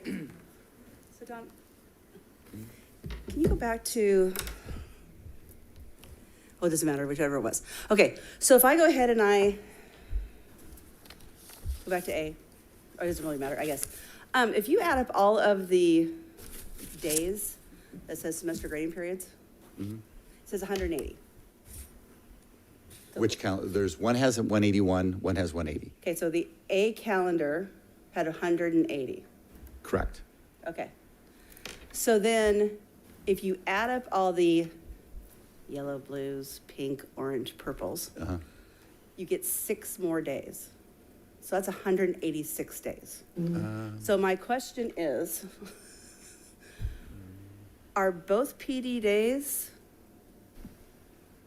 mandatory, or is only the 14th mandatory? I've done this math twice now. No, the yellows are not. No, I'm talking purple. Oh, 1, 2, 3, 4, 5. Yeah. Yellow is not. Thank you. That's all I needed. All right. You scared me there, Jeanette. No, I scared myself. I was like, Looked at it a million times. I know. That's why I'm like going. All right, looks like we also have a couple of comment cards. One from Joanna Slaughter, welcome.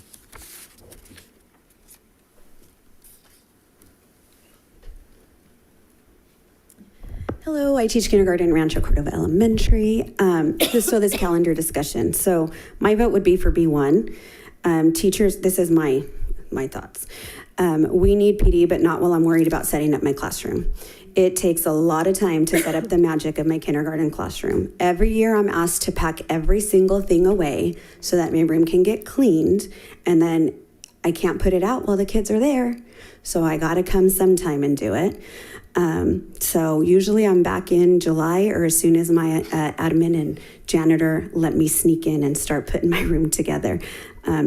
You can ask my son, who came with me tonight, how often I am gone in July to get school ready for free, according to my husband. We used to have PD during the day and have release time, and I know subs are scarce, but we can get creative. Maybe have the lead teachers and or TOSAs do some PD at the sites. We're on a revolving schedule, like, hey, kindergarten, you guys go get PD while these two TOSAs take care of your classes. Then I get the required PD you want me to do, and I can do it while I have a brain in my head and I'm not tired at the end of the day.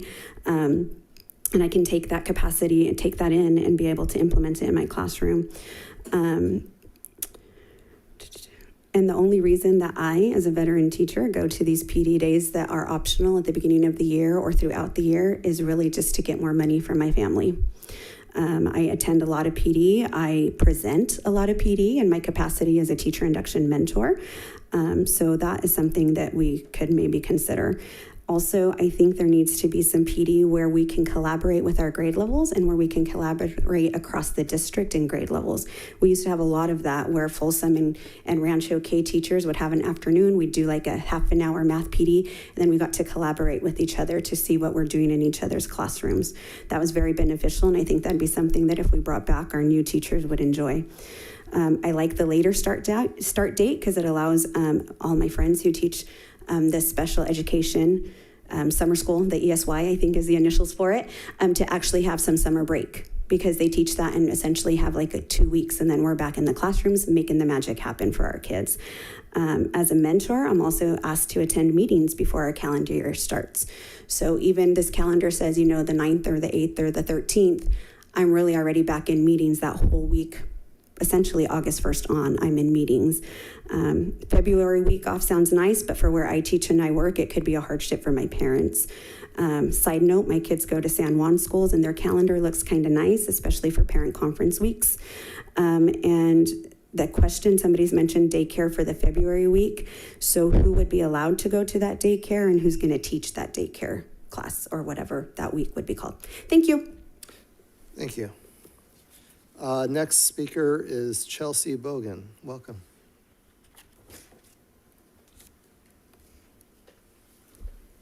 Hello, board. Dr. Clegan. I just emailed you guys yesterday. I don't think there's much more I can add. She said it so perfectly, but it's funny that Mr. or student board member Merrill said what he said, because pretty much everyone I have seen commenting online or talked to in person definitely wants the later start date and the B calendar. We already have a 40 weekend in February. We don't need a whole week off. And just to back up what Joanna said about the PD days before school starts, our heads aren't ready for PD on that day. We are thinking about all the millions of tasks we've got to do in our classroom, and that's the last place we need and want to be on that day. So thank you. B1. Thank you. Any comments online? Okay. Back to the board for comments.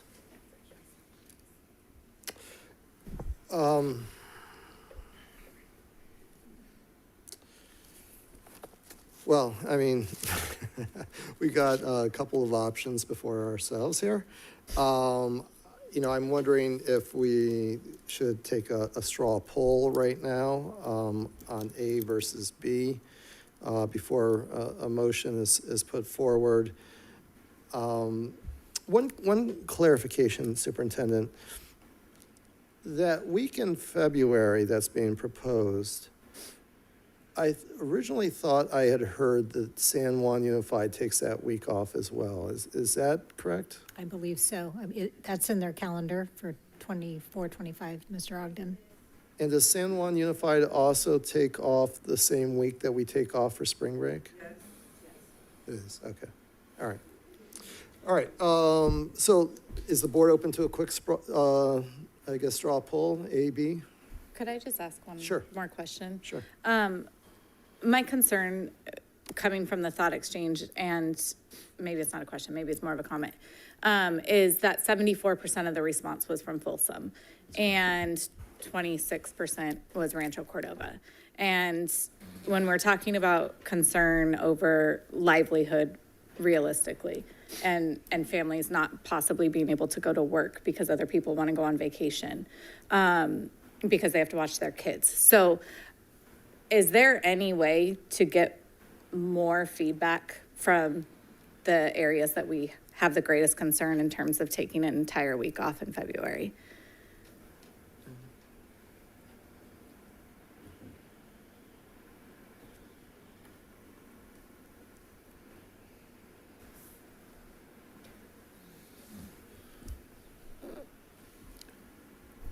Hi, excuse me, my voice is a little rough.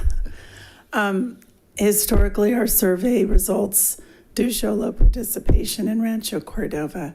In the past, some of the strategies that we've done when we've to reach our families in Rancho Cordova has been in collaboration with Ms. Cabrera's office and our bilingual aides, and a lot of times paper surveys handing out. We still do not have a great track record of surveying with robust results in Rancho Cordova. One of the options potentially to look at is you can disaggregate on the thought exchange results just by those Rancho Cordova, those folks that you did respond who identify in any one of the three groups of staff, parent, guardian, or student, and then just see what those Rancho Cordova voices are. When you pull that out, calendar A did float to the top as being the favored one of the three groups in Rancho Cordova, but I hope I answered some of that question, but I'm happy to answer any others. No, I just think maybe that's something we could brainstorm on.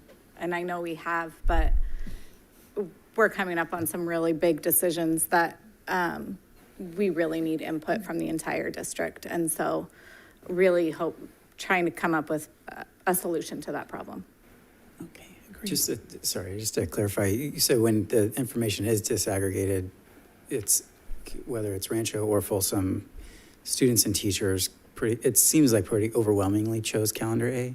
Overwhelmingly across both sites, Folsom and Rancho Cordova, students favored A, staff favored A from the Thought Exchange survey, and then just pulling out just Rancho Cordova, all three groups, the overwhelming response was A. Now we could even go down further to disaggregate. For instance, we could take a look at Rancho Cordova students and Folsom students. You know, we could go down that path too. And there is a link, and I believe you may have it, so you can actually take a look at the thoughts. And if not, I'm happy to kind of walk you through that. That's good. Thanks. Yeah, my pleasure. Oh, and one other thing too, just to mention, when we sent out the message in the introduction to participate in the survey, that message was translated into Spanish. It was presented in English and Spanish. And then the Thought Exchange survey itself does have an ability to write, read, and view everything in a multiple of different world languages, including Pashto, Dari, Farsi, Arabic, Spanish, English, Hmong. So anyway, any other questions? Superintendent, if we move forward with either A or B, is the motion that you would be looking for is to adopt, for argument's sake, we'll say A, calendar A, and the extra day dependent on negotiations? Yes. So that you have the flexibility to go either way based on those negotiations? Well, yes, yeah. Yeah, okay. All We'd right. have to negotiate the impacts, Okay. the board's decision. So I guess let's do a quick straw poll, just I guess either say A or B, just so we can get a sense where the board is, and we'll just go right down the line. So we'll start with Board Member Melajor. A. A. I like B1. A. A. A. So it sounds, all right, well, I think we have three that have indicated A, plus the student board members that included A as well. So, never easy. Who knew calendars are so challenging? Is there a motion for the adoption of the calendar?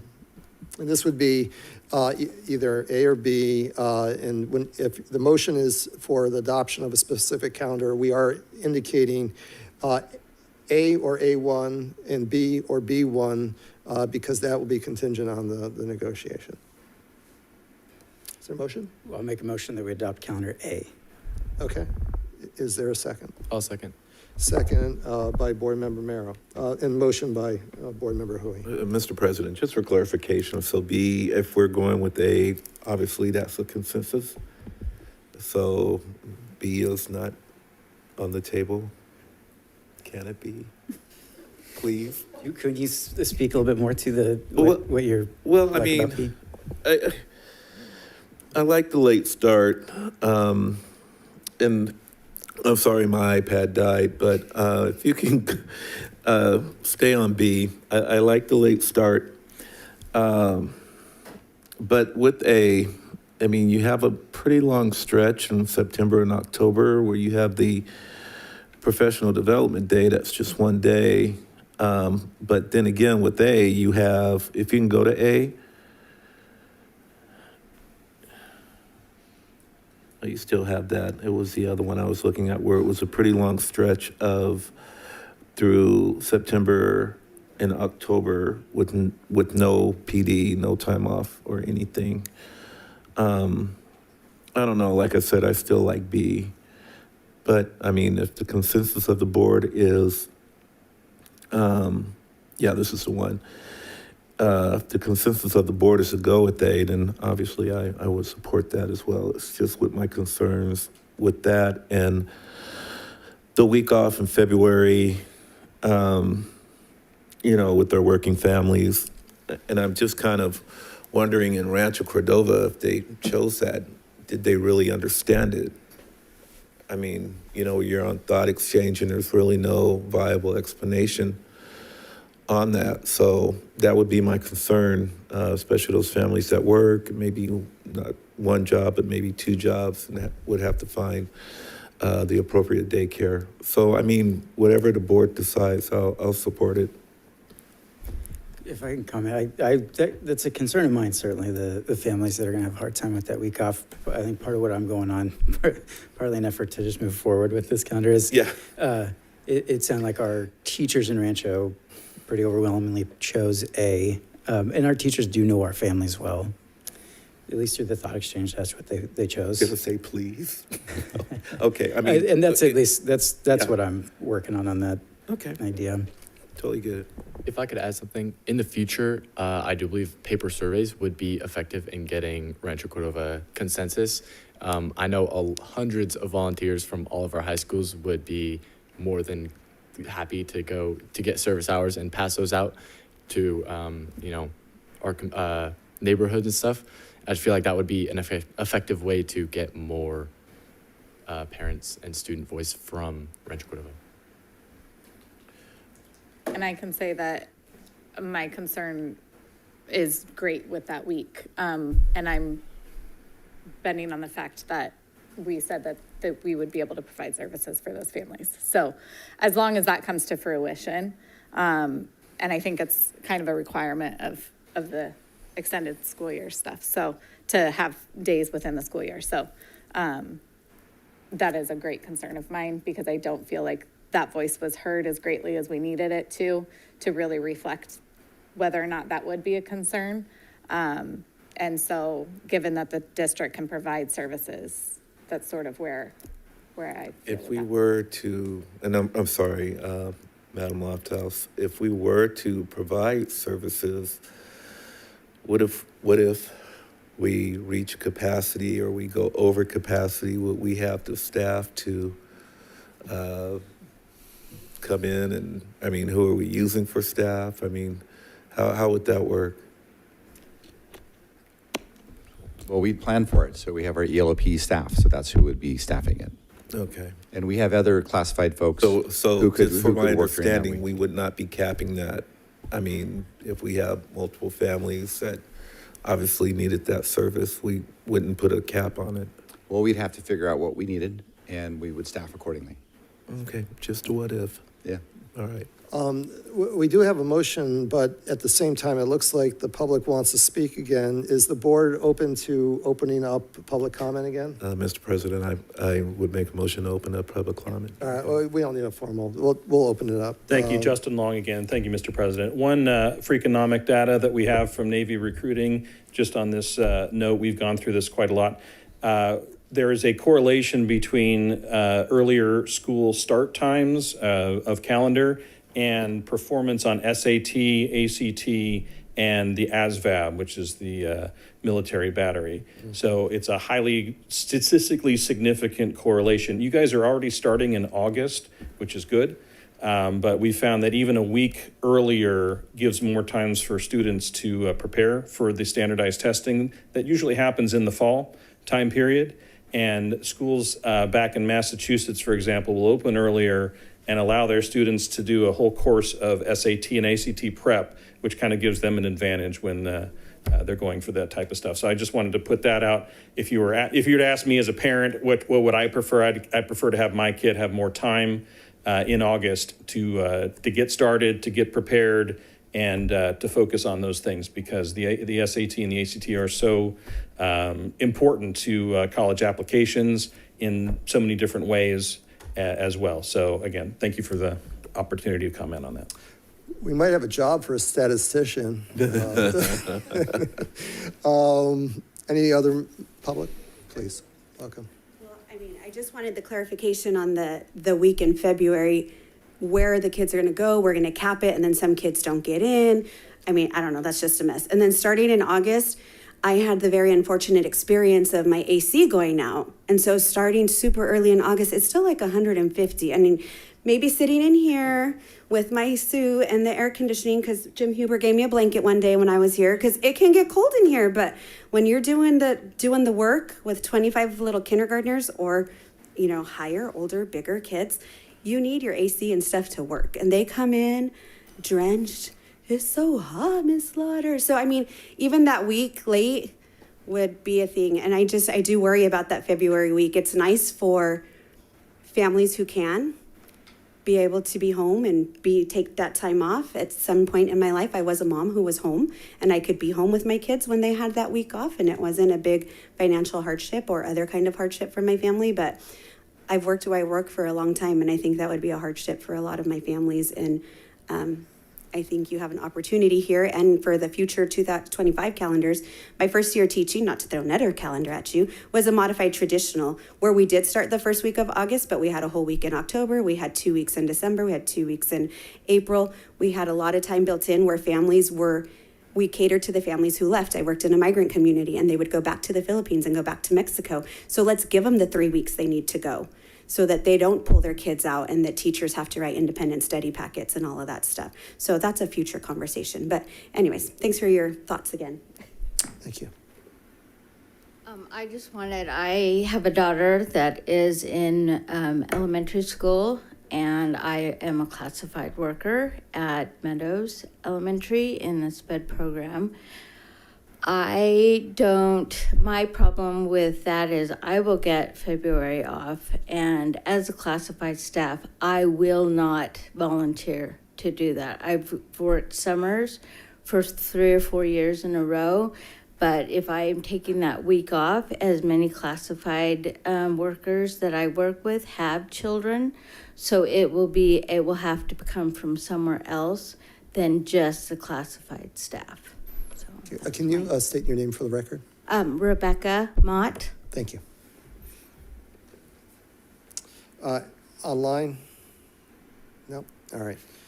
So we can either vote on the motion that's on the table, or if the person who made the motion, which was Board Member Hui, would like to retract his motion, we could do that and then entertain a new motion, or we could vote on the motion that's on the floor. If it fails, then we can take up the second, another motion.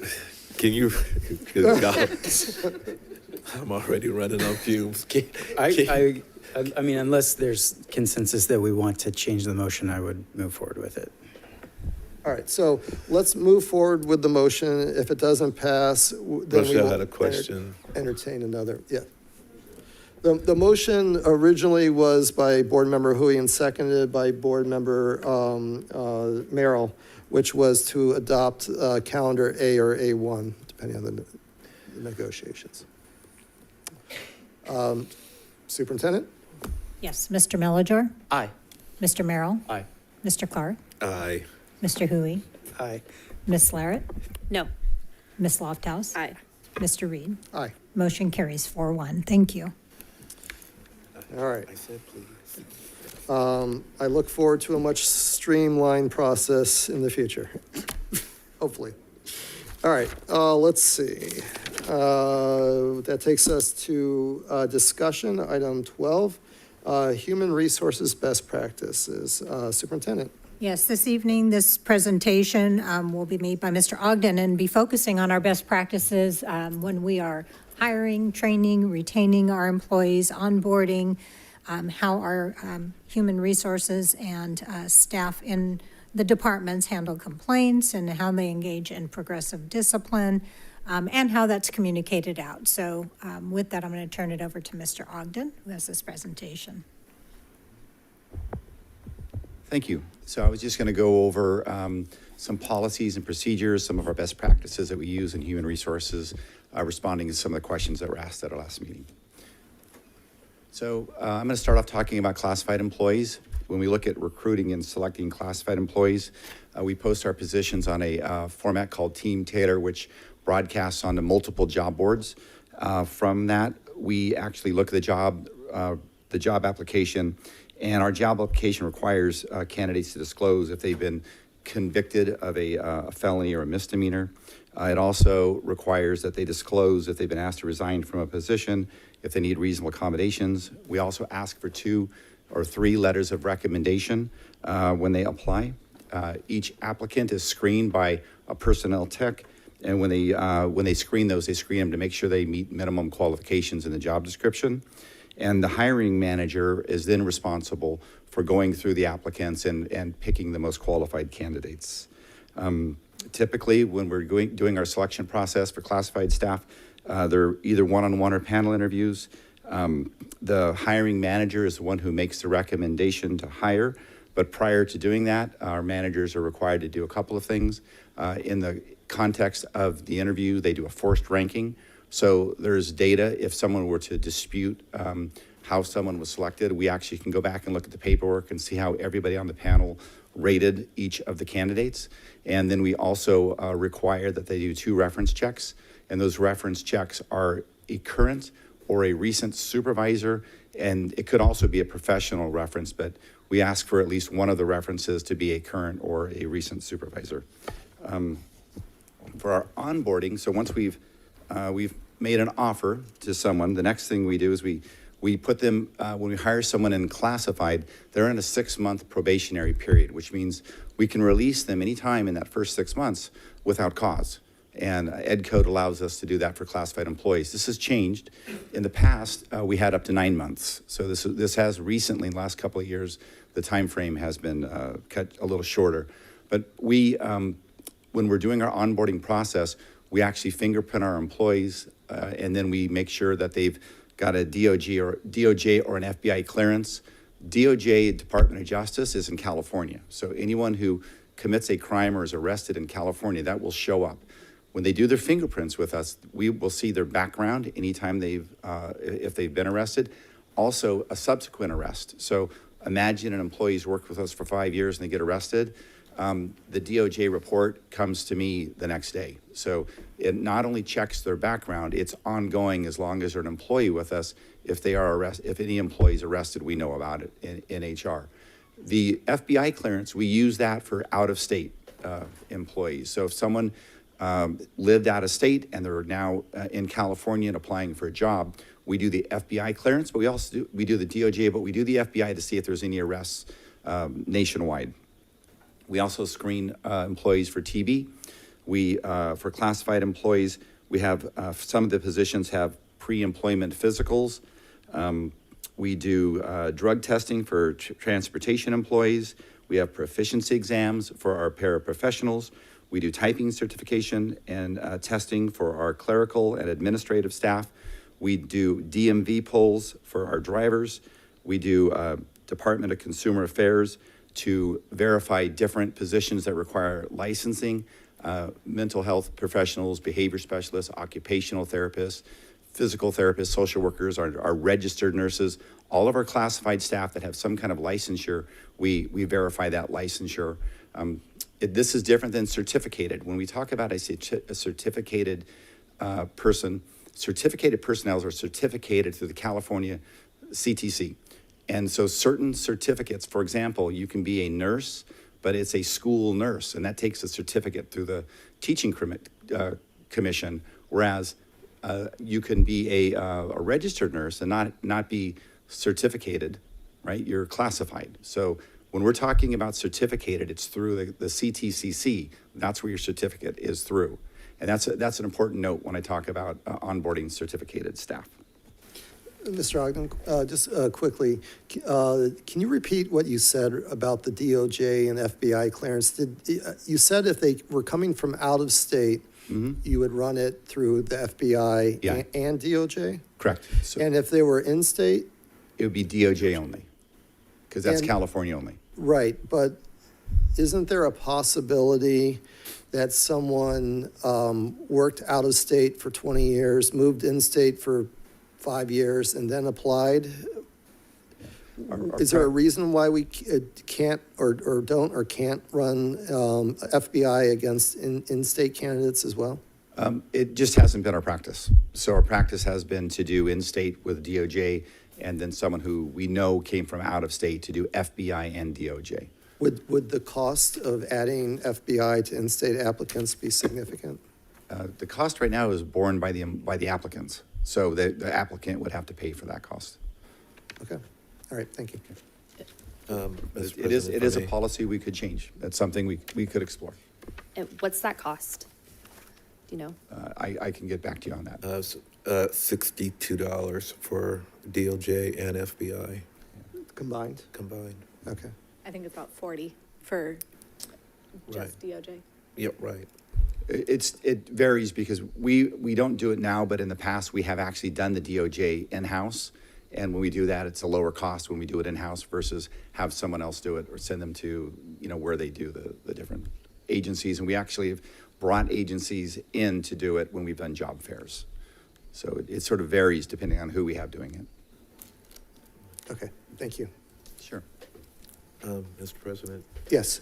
Don, could you give me clarification, if you can go back to page 3, on the DMV pool? And I just need to know, does DMV notify you if say over the weekend or something, if they get pulled over, DUI or? A DUI would come to us through the subsequent arrest record to the DOJ. Okay. So any arrests, so when would you use the DMV pool?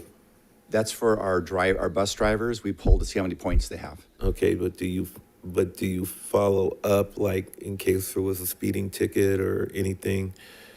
Our bus drivers, we would. Okay, yeah, I was just curious. I mean, it's something I can probably go home and ask Gene, but I just wanted to know what our practice was. If a bus driver is released from service, we actually report that to the DMV. Oh, okay. Of all of these, of all of our positions that are classified, there's licensure through the different consumer affairs departments. We would report if we had a labor action against an employee and they were dismissed. We would let their licensure know for those specific ones that I listed there. There's the examples, but there's more. Bus drivers, if we released somebody, we would notify DMV. Okay.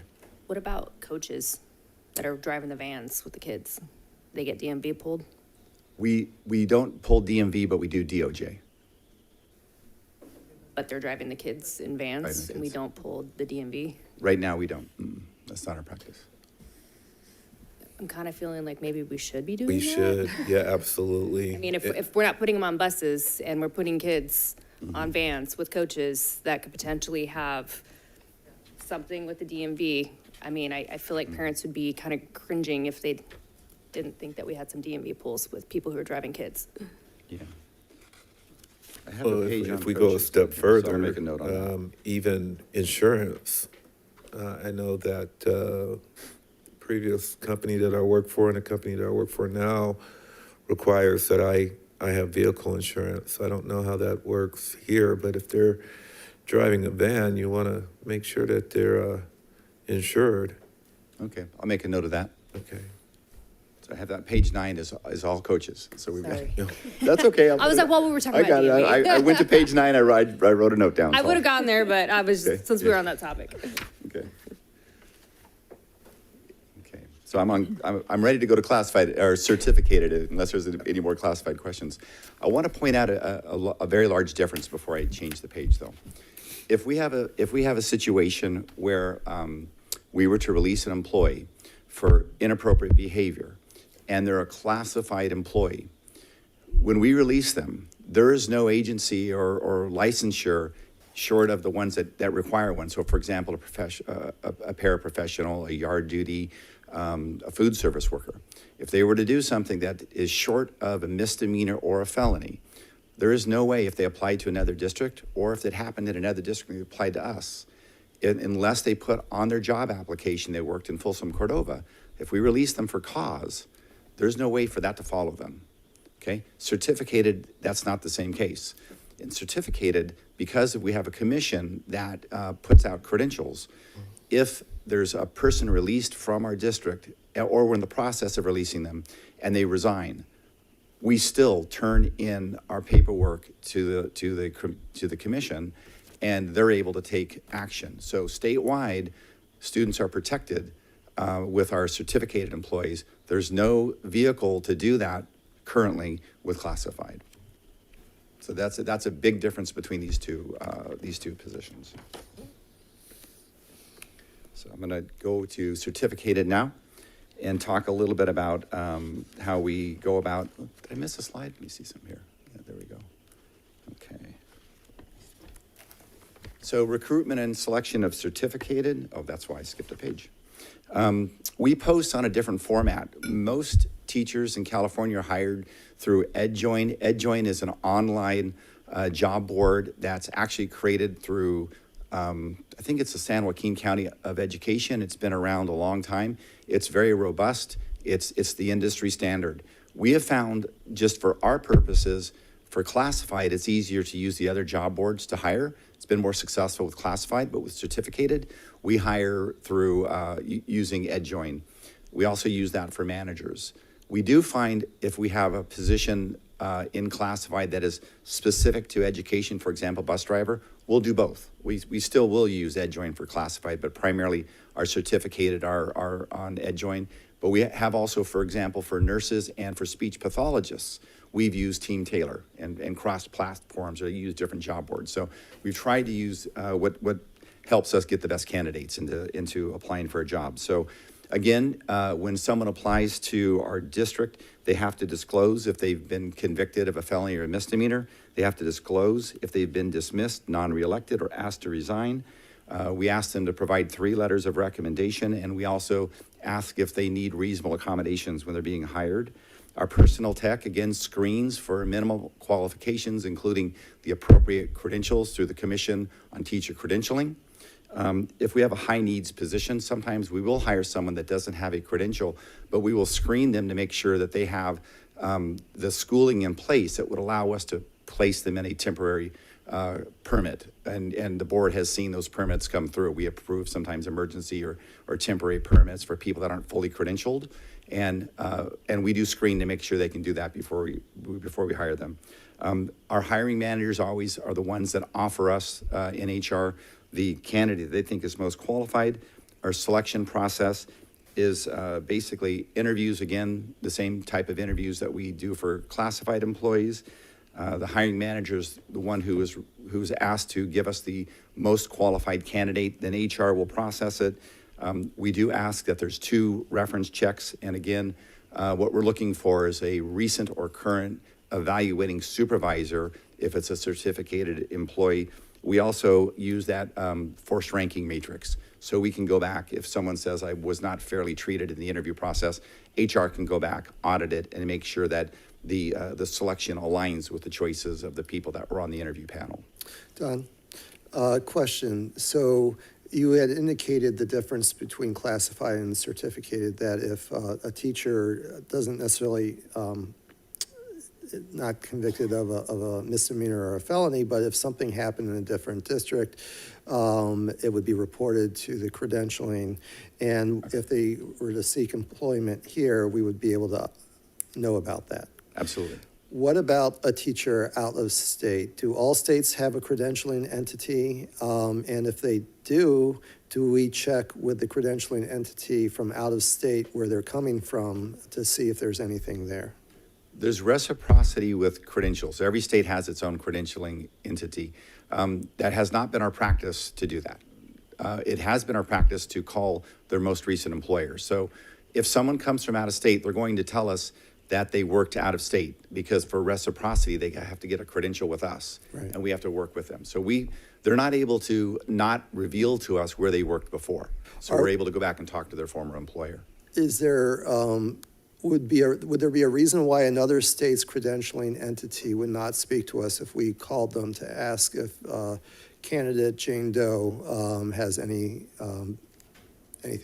on their credential? That's a good question. I would think that when we tried to work with reciprocity, that's when we would find out. When our credential analyst works on bringing their credential forward, they check with that credentialing agency. So what we actually do, we do the same here, right? If someone in state is applying for a job, we check on their credential. That's what our technicians do.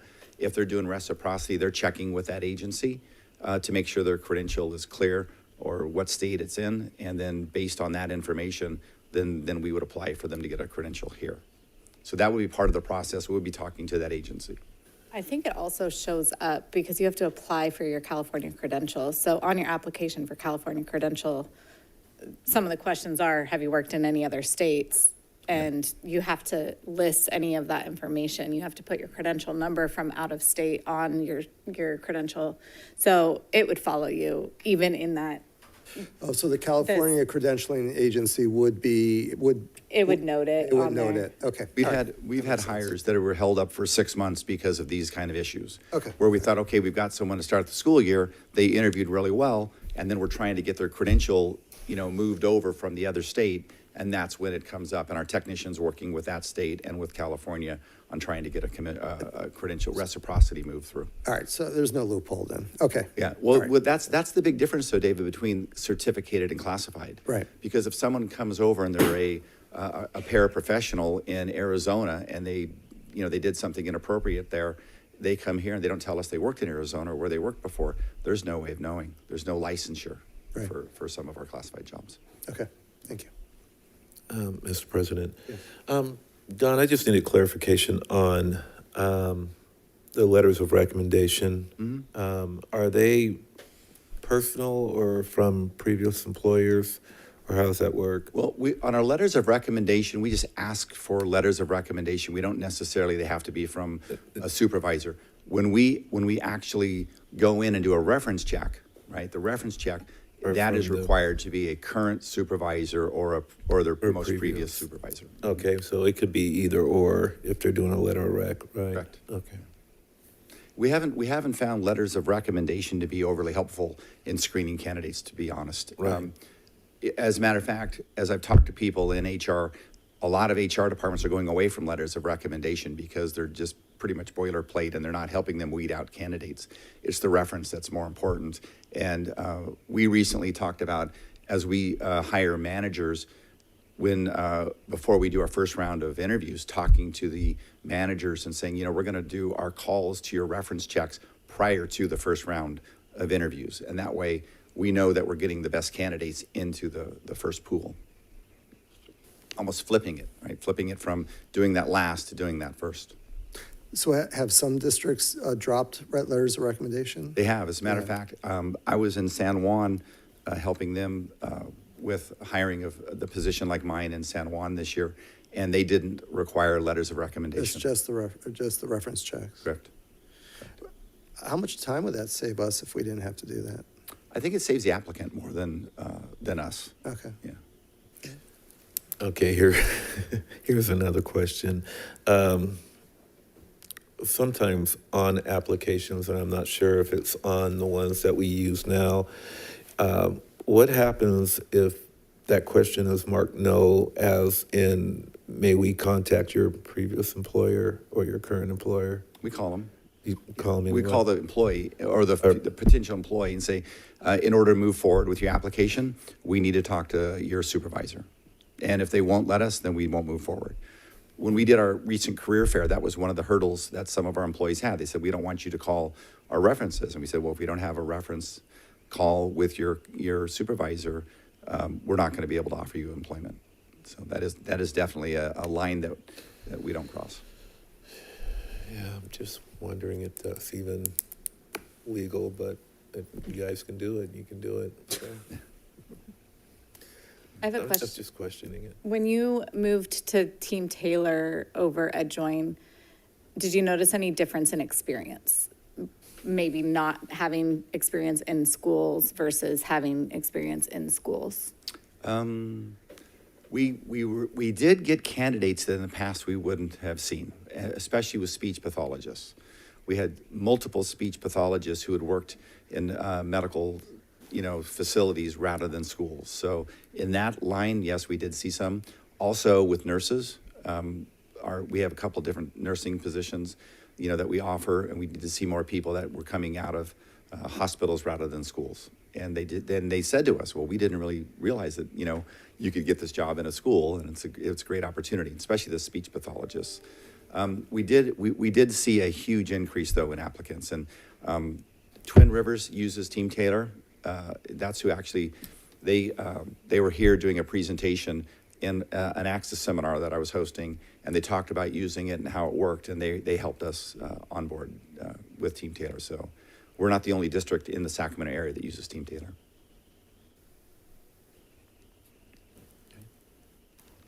I'm going to jump into onboarding for certificated employees. So what we do here is we confirm with CTC before we hire them. Then if they don't have their clear credential, I talked about, we will help them apply for temporary certification.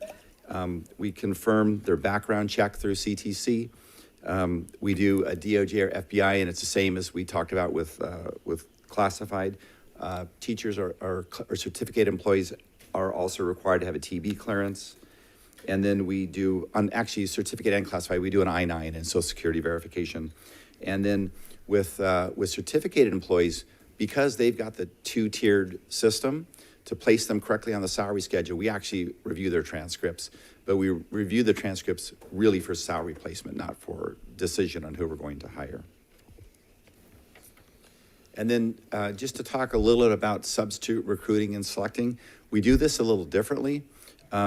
With substitutes, we again ask for them to disclose if they have any convictions, felonies or misdemeanors, if they've been dismissed or asked to resign from a position. We ask again if they need a reasonable accommodation. When we screen them though, we don't do interviews with our subs. We typically, a personnel tech screens them for their qualifications, make sure they've got the proper credential. A sub is an at-will employee. So we put them through training, and after they go through training, they will go into a classroom. If they don't work out, then we pull them right away, and we don't have to give them cause. So at this juncture, there's no interview process with our subs. If you apply for a sub position and you meet all the minimum qualifications, we'll put you into a classroom after you go through our training. As you can see with the onboarding process, there's a couple of different trainings that we do. It's the very bottom one. It's an STEDI, and we receive that training process through the County Office of Education, and it's an online training module that our subs go through. We also do a one-day onboarding. So our subs, when they come to work for us, there's one day they come in, they meet with HR, we talk to them, and so it's not like they do an application and show up at a school. They actually do come in and do an informal meet with HR where they go through an onboarding process. And it's more of a group than a one-on-one. We also do reference checks on them, but they're definitely a little different in that we don't require that with our subs at this time. With volunteers, we have a couple different levels of volunteers. We've got what's called a Category 1 and a Category 2. We allow Category 1 volunteers to do things like come in and help for a variety of things, but they're not really allowed to be one-on-one with students or technically go on a field trip and drive. That would be a category 2. So with our category 1s, they go through the volunteer application process through Raptor. You'll see a Raptor device at every school in our district now. You put your ID in, and it immediately checks Megan's Law to see if you're a sexual predator, and if you are, the screen goes red and an email goes to the principal.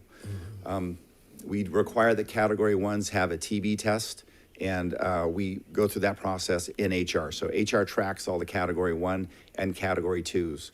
We treat category 2s almost as if they're unpaid employees. Category 2s, there's a database in HR. They go through Raptor. They do DOJ clearances as if they were a teacher. If there's a subsequent arrest, HR is notified. We also do TB testing on category 2s. The Raptor system is not limited to volunteers. It's also used for visitors.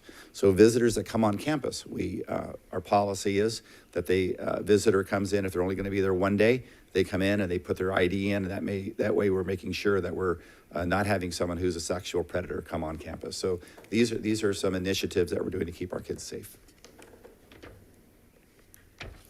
And then I do have a coaches slide here.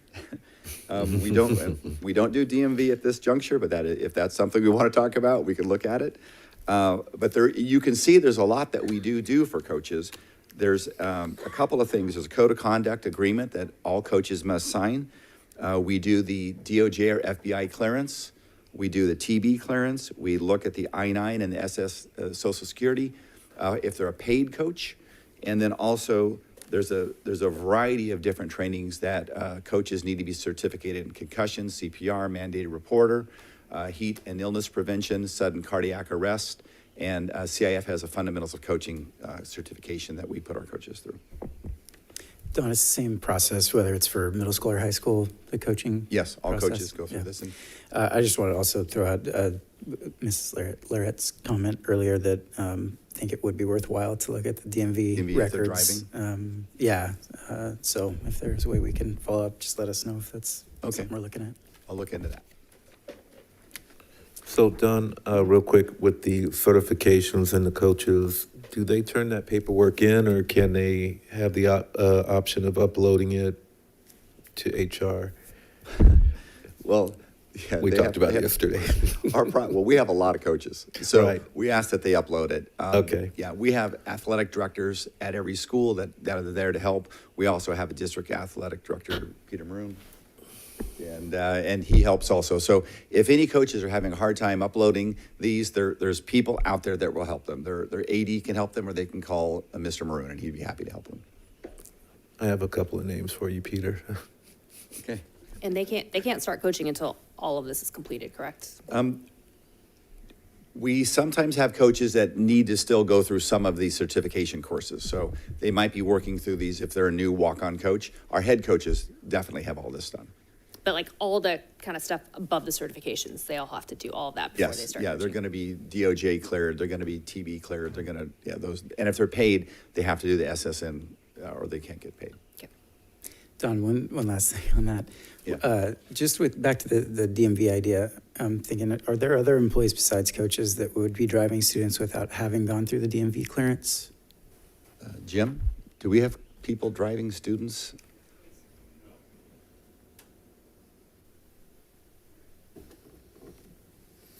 There's a multitude of requirements to drive students. So there's paperwork to be filled out. We have to know about the person who's driving his insurance. And then same thing in terms of their DMV record also would be a part of that. So it's not an easy task to drive students in our district. Okay, perfect. Thank you. There's a form we have to fill out to drive the district vehicles. I've never filled the form out myself. I drive my car when I go between schools, but there is paperwork that you have to do if you're going to drive a district vehicle. Mr. Maroon, did you want to add to that too?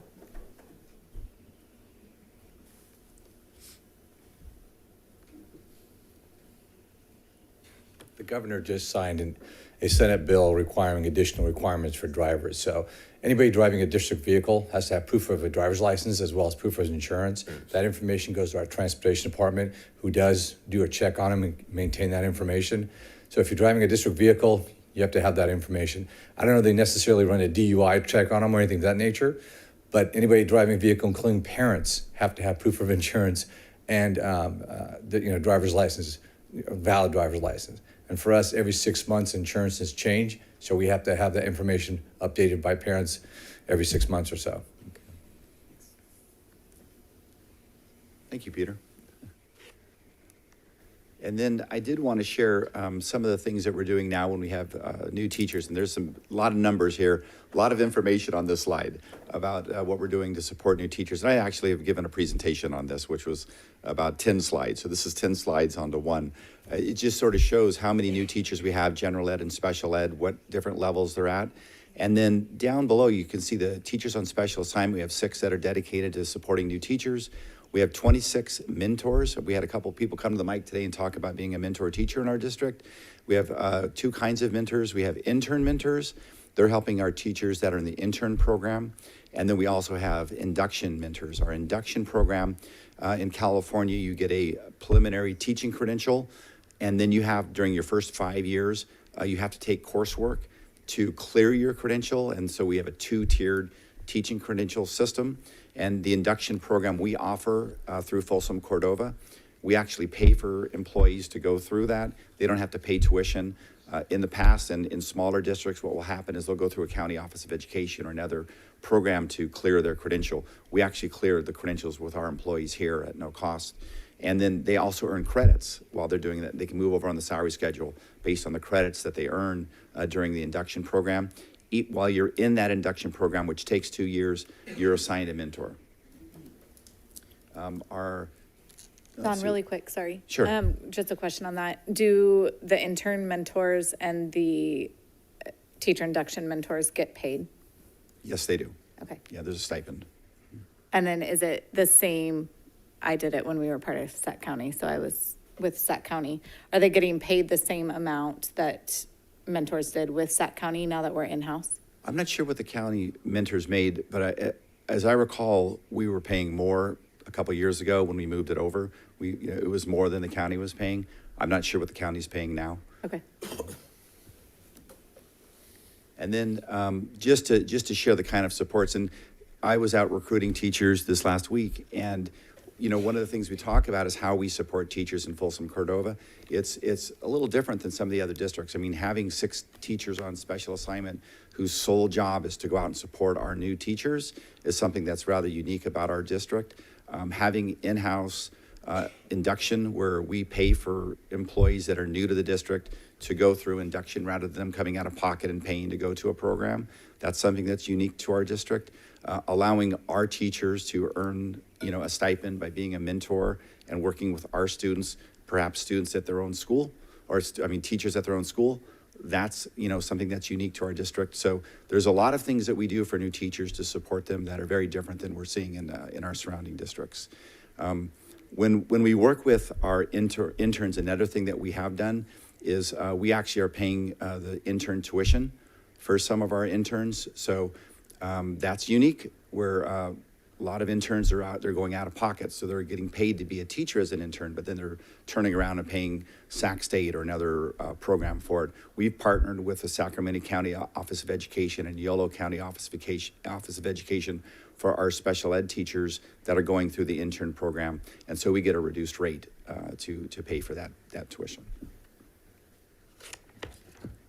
And then talking about employee training, we do a lot of training also for our classified employees.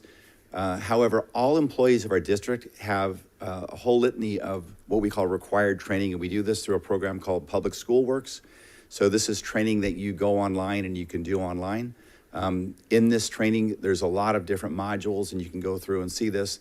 There's child abuse reporting. There's the Homeless Pupil Act training, Healthy Schools Act training, how to use your email safely, not get spammed, sexual harassment training, and there's a couple of modules of that, bullying prevention, slips, trips, and falls, which helps our workers' comp costs, suicide prevention and response, bloodborne pathogen training, that's basically how to clean up bodily fluids safely if you're an employee, and then also the EpiPen usage. Our new employees have an orientation every month in classified, so we we hire most of our teachers at one time, and we do a new teacher training at the very beginning of the school year. However, classified staff, we may hire, as you approve them, you see them in the routine personal action form, we may hire 20, 40 classified employees in a month. So we do an orientation every month with our new classified employees. Our new, I mentioned it before, we call them guest or sub teachers. They are trained with the SETI training. And then the new training that's new to our district in 23-24 is we just recently did a child sexual abuse prevention training for every manager in our district. We just went through that this month. We're actually rethinking how we're doing teacher supervision and evaluation. So right now we're sending our managers through some training in partnership with the Teachers Association, and we're trying to think about how we can do a better job in supervising and evaluating staff. And so we're doing some training together with the leadership of our bargaining units and our principals. And then also we're looking at standardizing how we do our feedback from our training. So Christy Wilkerson has created a form so that when we do professional development, we're able to compare different professional developments because we're using the same matrix to evaluate them. And then we offer now, and I'm hoping the board has seen it, but once a month you should be seeing a PD at a glance, which is all the different professional development that's being offered in the district. Looks like that. So this is the one for October. It shows all the different kinds of training that we're offering employees. Did I do that? How do I go back now? There we go. Thank you. And then just some highlights and some of the things that are coming up. We have not only teachers on special assignment, we also have teachers that are called instructional coaches at our schools. And so the instructional coaches are working at schools daily with teachers. So you may be a brand new teacher at a school and you have a teacher on special assignment that comes to visit you. You may have a mentor that's assigned to you, and you may also have a instructional coach working every single day at your school. So there's a lot of support that you're seeing for our new teachers in our district. And we have a lot of new teachers, so we need a lot of support. I wanted to highlight also one of the trainings that we do in our district, which is a de-escalation, or it's called also TCI, Therapeutic Crisis Intervention. That is a training that helps working with some of our special ed students in de-escalation. And that's one of the trainings that we provide. It's a 2-day training that we provide to our special ed staff, certificated and classified. Don, is there a way for not just new employees to use the supports that are in place for the new employees? So if a teacher is in a new assignment, new grade level, is there district support outside of relying solely on maybe the co-teacher with that grade level at that school site? Or is there any of those supports that are available for all the new teachers for our current teachers that we're trying to retain? So more experienced teachers would rely on the PLC model or their department model where they're supporting each other. So we did build into our school year this year, every Thursday for elementary schools, there's an earlier release time. So that's the time for our professional learning communities to get together. So if you are a teacher that's new to a grade level, you're meeting on Thursdays with everybody else in your grade level and collaborating and planning together. We also have the model of having the instructional coaches at many of our schools, so that instructional coach would step into that space. So we do have a couple of things. The TOSAs right now, I mean, we have about 150 new teachers. There's 6, so they're spread pretty thin, but they are, they all have a caseload of new teachers. So the TOSAs, the 6 TOSAs are focused on new teachers. It would be some of those other support systems for experienced teachers. Mr. Ogden, I did have a question. Sure. Regarding the required trainings, I know this has been an issue in recent years. Is there a training pertaining to fentanyl and drug overdoses required for our district employees? That's a good question. We don't have that as one of our required trainings at this time. I think it's a required training for our nurses, though, isn't it not? We do a training. Well, we've done a training for all of our, and I don't know who did the training. So Betty Jo, do you know the details on the fentanyl training that we did in the Narcan? I believe that Carrie Kay did the training for the Narcan. Mm-hmm. With the nurses. Yes. With nurses. I think administrators too. Yeah. I think site administrators too, as I recall. Yeah. It's not on here, but we actually last year did CPR training and the AED device every administrator in the district went through training, so the AEDs that are at every site, administrators all know how to use them. Okay. I did want to talk about, sometimes we do all this training and you wonder, why are we doing all this training? Well, we do have just some numbers to share with you.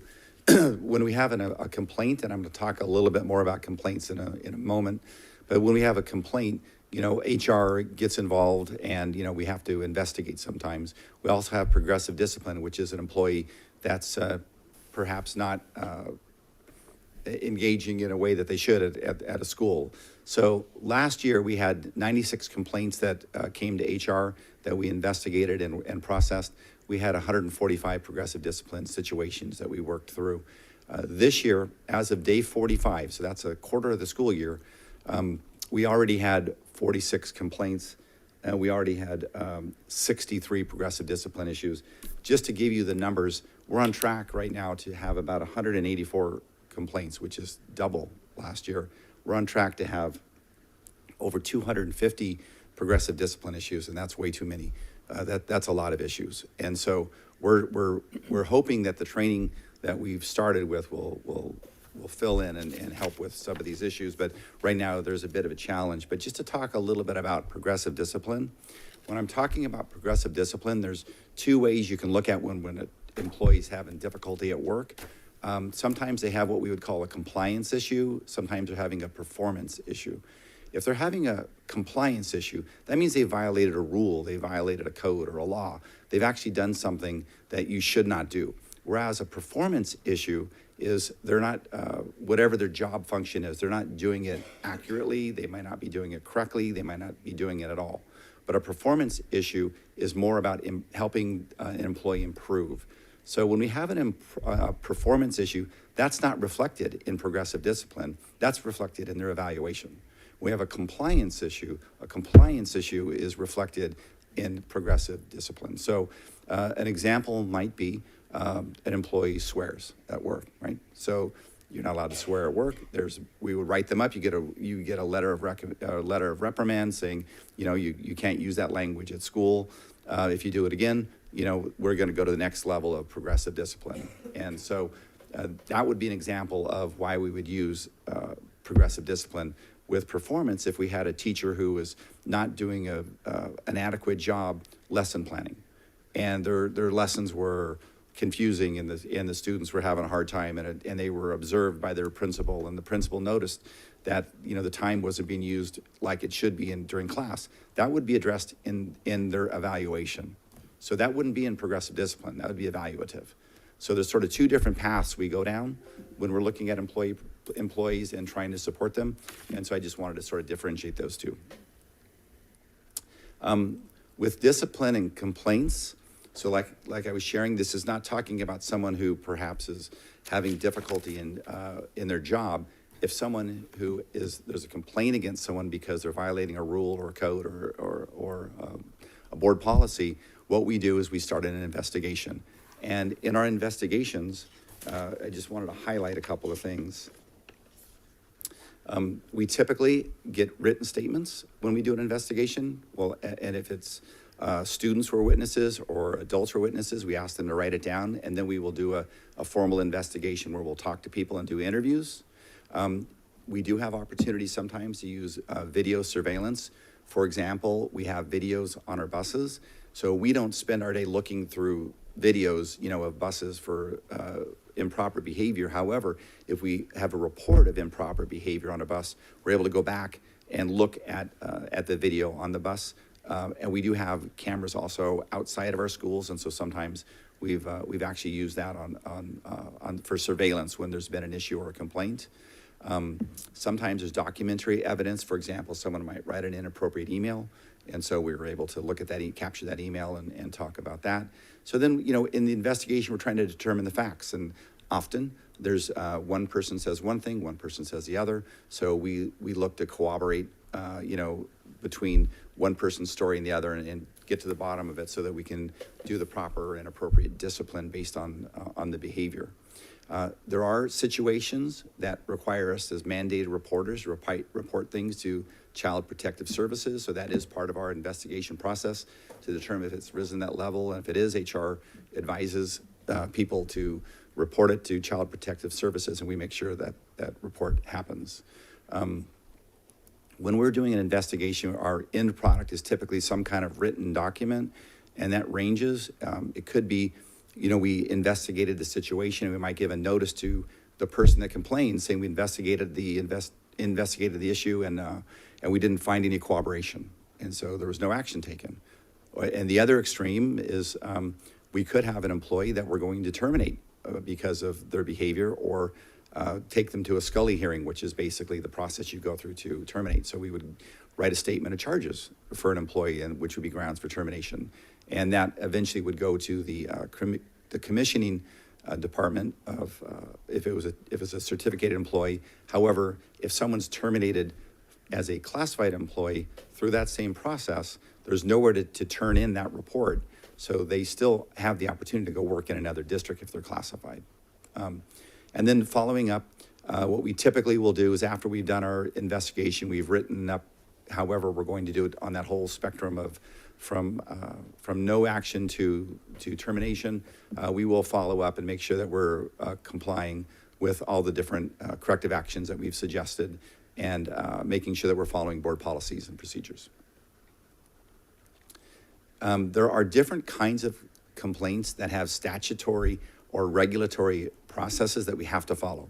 So when a complaint comes in, what HR sometimes does is we'll look at this complaint and we'll say, okay, what kind of complaint is this? For example, it might be a sexual harassment complaint. If someone tells us, I've been sexually harassed, then we have to follow a specific procedure for a sexual harassment complaint. That's called a Title IX complaint. We have a couple of people in our district that are identified as Title IX officers who lead those complaints. I lead those complaints if it's a sexual harassment against an employee. Dr. Huber leads that if it's a sexual harassment complaint against a student. And then we follow, there's actually board policies and ARs regarding how to process this complaint that are in line with Ed Code. We also have what are called general employment discrimination complaints. So if there's a complaint of discrimination, we follow a process that is outlined in Board Policy 4030. And if there's a complaint that has to do with violating a specific law or a local, state law, federal law, those are what are called uniform complaints. There's another procedure that we follow for that, which again is different. And then there's general complaints. General complaints don't fall into those first three. And if it's a general complaint, then we follow that as a formal complaint. The one complaint I don't have on here is we do have complaints which are grievances, which are within the bargaining unit, but I didn't put that in the scope today. So just to give you an idea, here's a Title IX complaint. This is the process we need to follow if we have a sexual harassment complaint. So I have a slide deck like this, and I'm not going to go through all of these complaints, but just so you know, if you want to refer to it, we have to follow these statutory processes for Title IX. For discrimination, this is a statutory process, and this one includes timelines. For uniform complaints, this is the statutory process. It includes the statutory timelines. And then for general complaints, this is sort of how we process through those. Now, I think an interesting piece to note is that if it's a Title IX complaint and we get to the very end and we finished our investigation and the complainant doesn't agree with us, there's actually an appellate that we go to that's outside of our district. Excuse me, they called it the appellate decision maker, which is usually an attorney that we would contract. If it's a discrimination complaint, and they don't agree with the outcome of our investigation, then the board would hear that the board is the final arbiter if it's a discrimination complaint.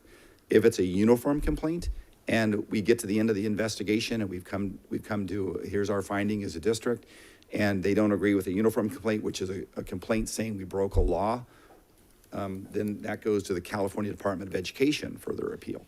So we will go through a process with a uniform complaint. And the last thing we say is if you don't agree with our finding, then you need to apply for an appeal with CDE.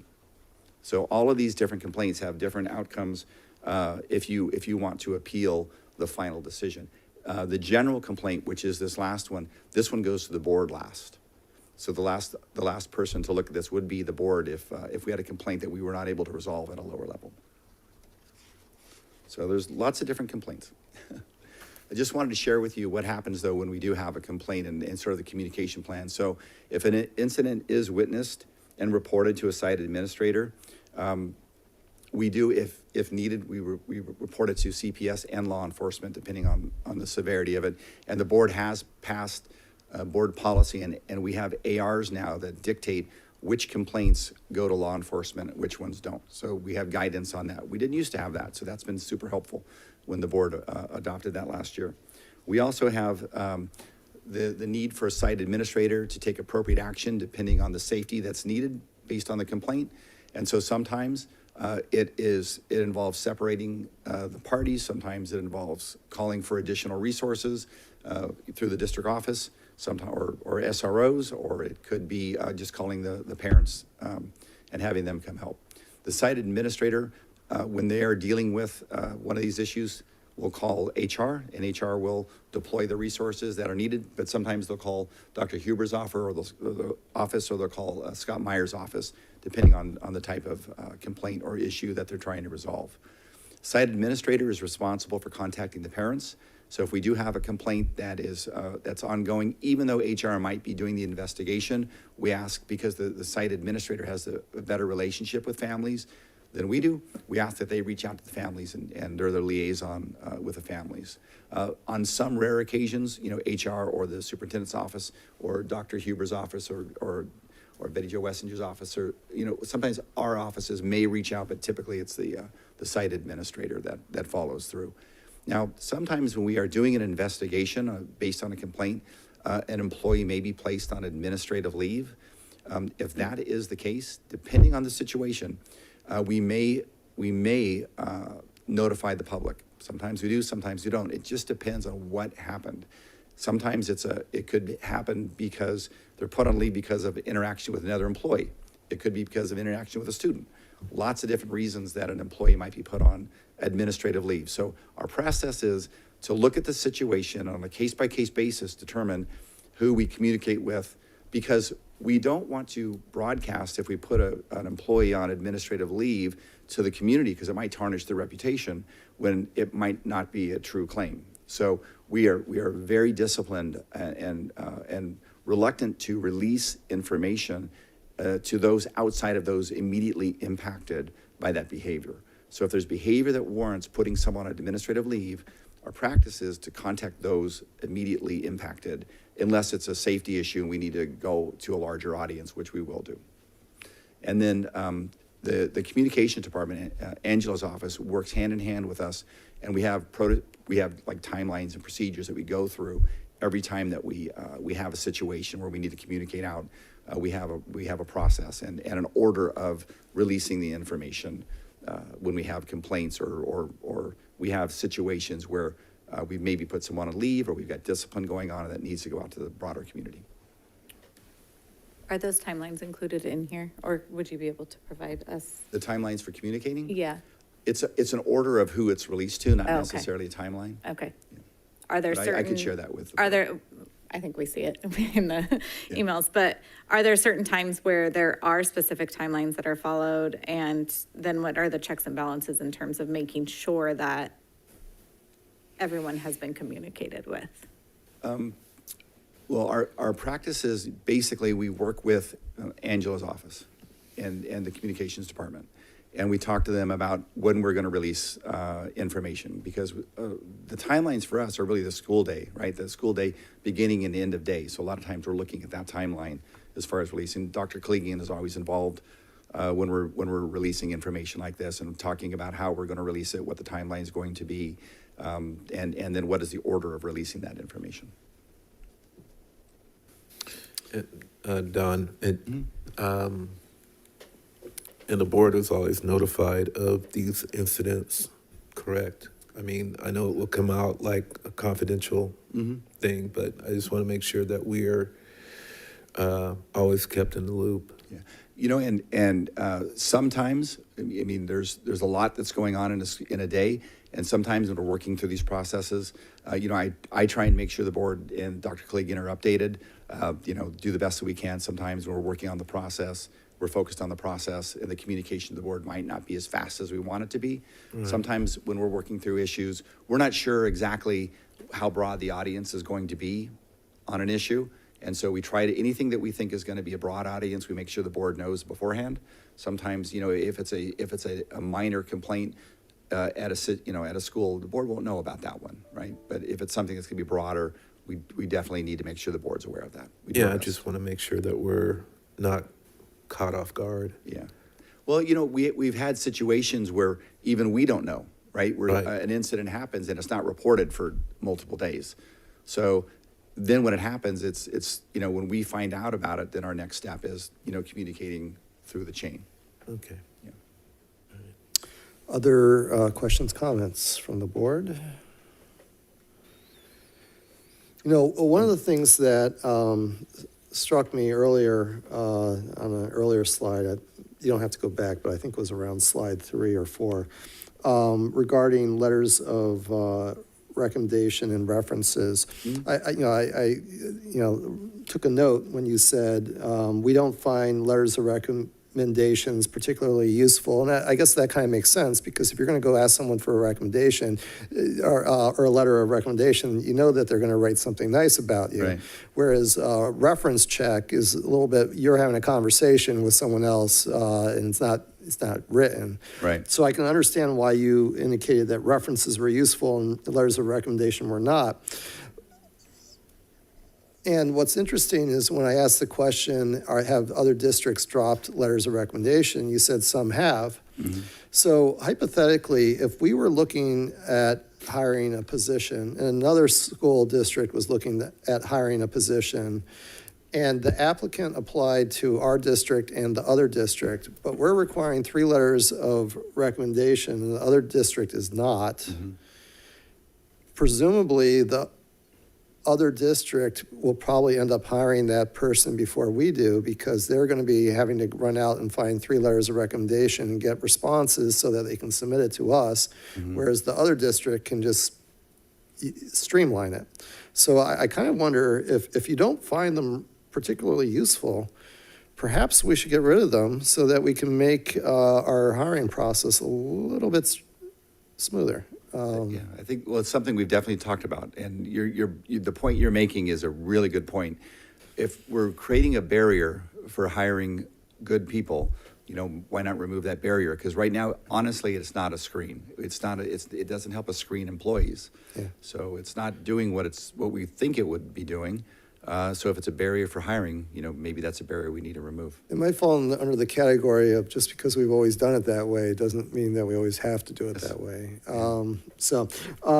Let's see. Can I just follow up on Yeah, that? yeah, please. And didn't you also say too that when we had our last job fair that was kind of delaying things because the letter It was the recommendations? reference checks. The As a matter reference of fact, checks. we had so many people that we were reference checking. We brought in a retired administrator to help us to call former employees. We had Dan Anklam in here helping out for a couple of days in sort of a boiler room situation, calling to make sure that the people's supervisors said they were a good employee before we hired them. So I think the calls, definitely, I would not ever do away with that with the previous employer or the current employer.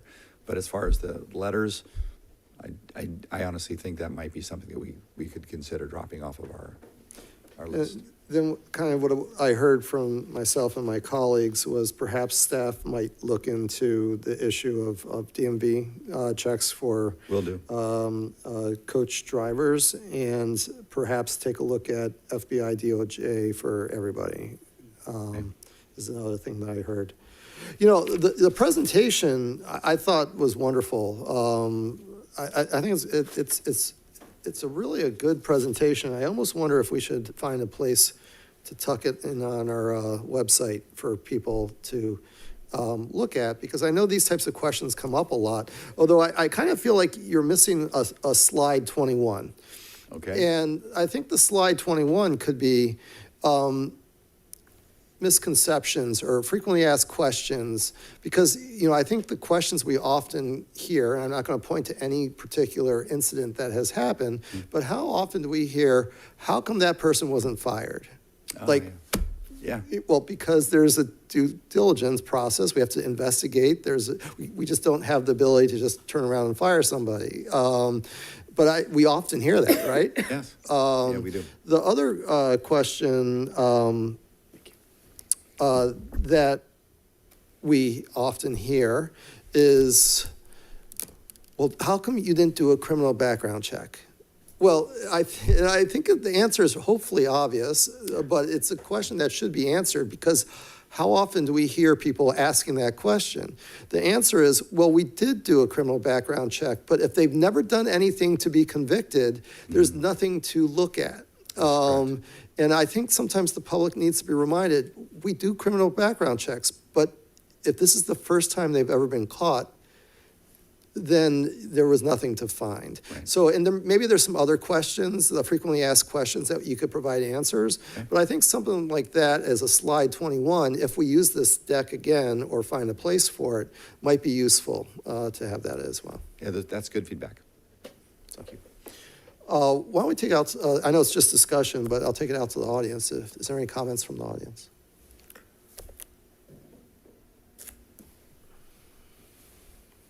Welcome.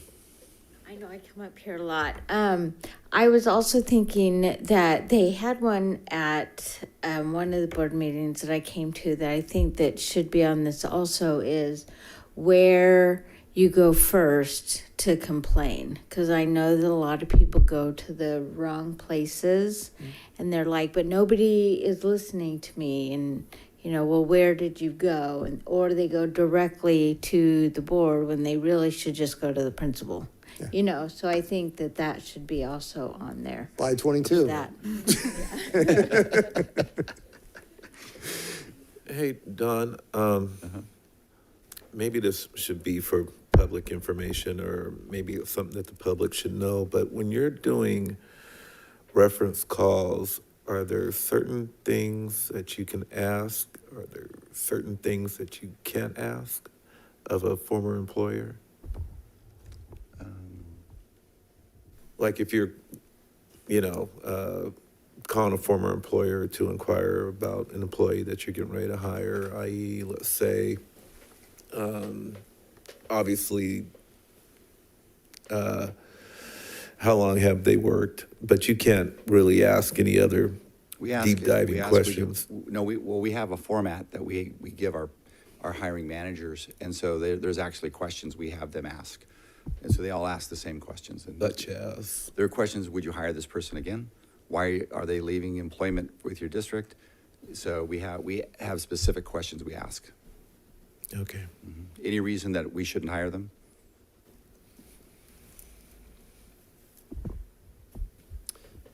Anybody online? President Reed? Yes. Carrie Kay is available online. She can answer the fentanyl training questions and the Narcan question. Oh, wonderful. Yeah, sure. Okay. Carrie, welcome. You there? She's unmuting. You're there, Carrie?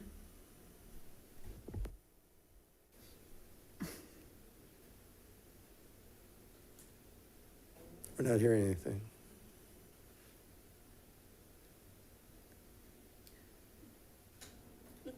Well, if she comes through, let us know.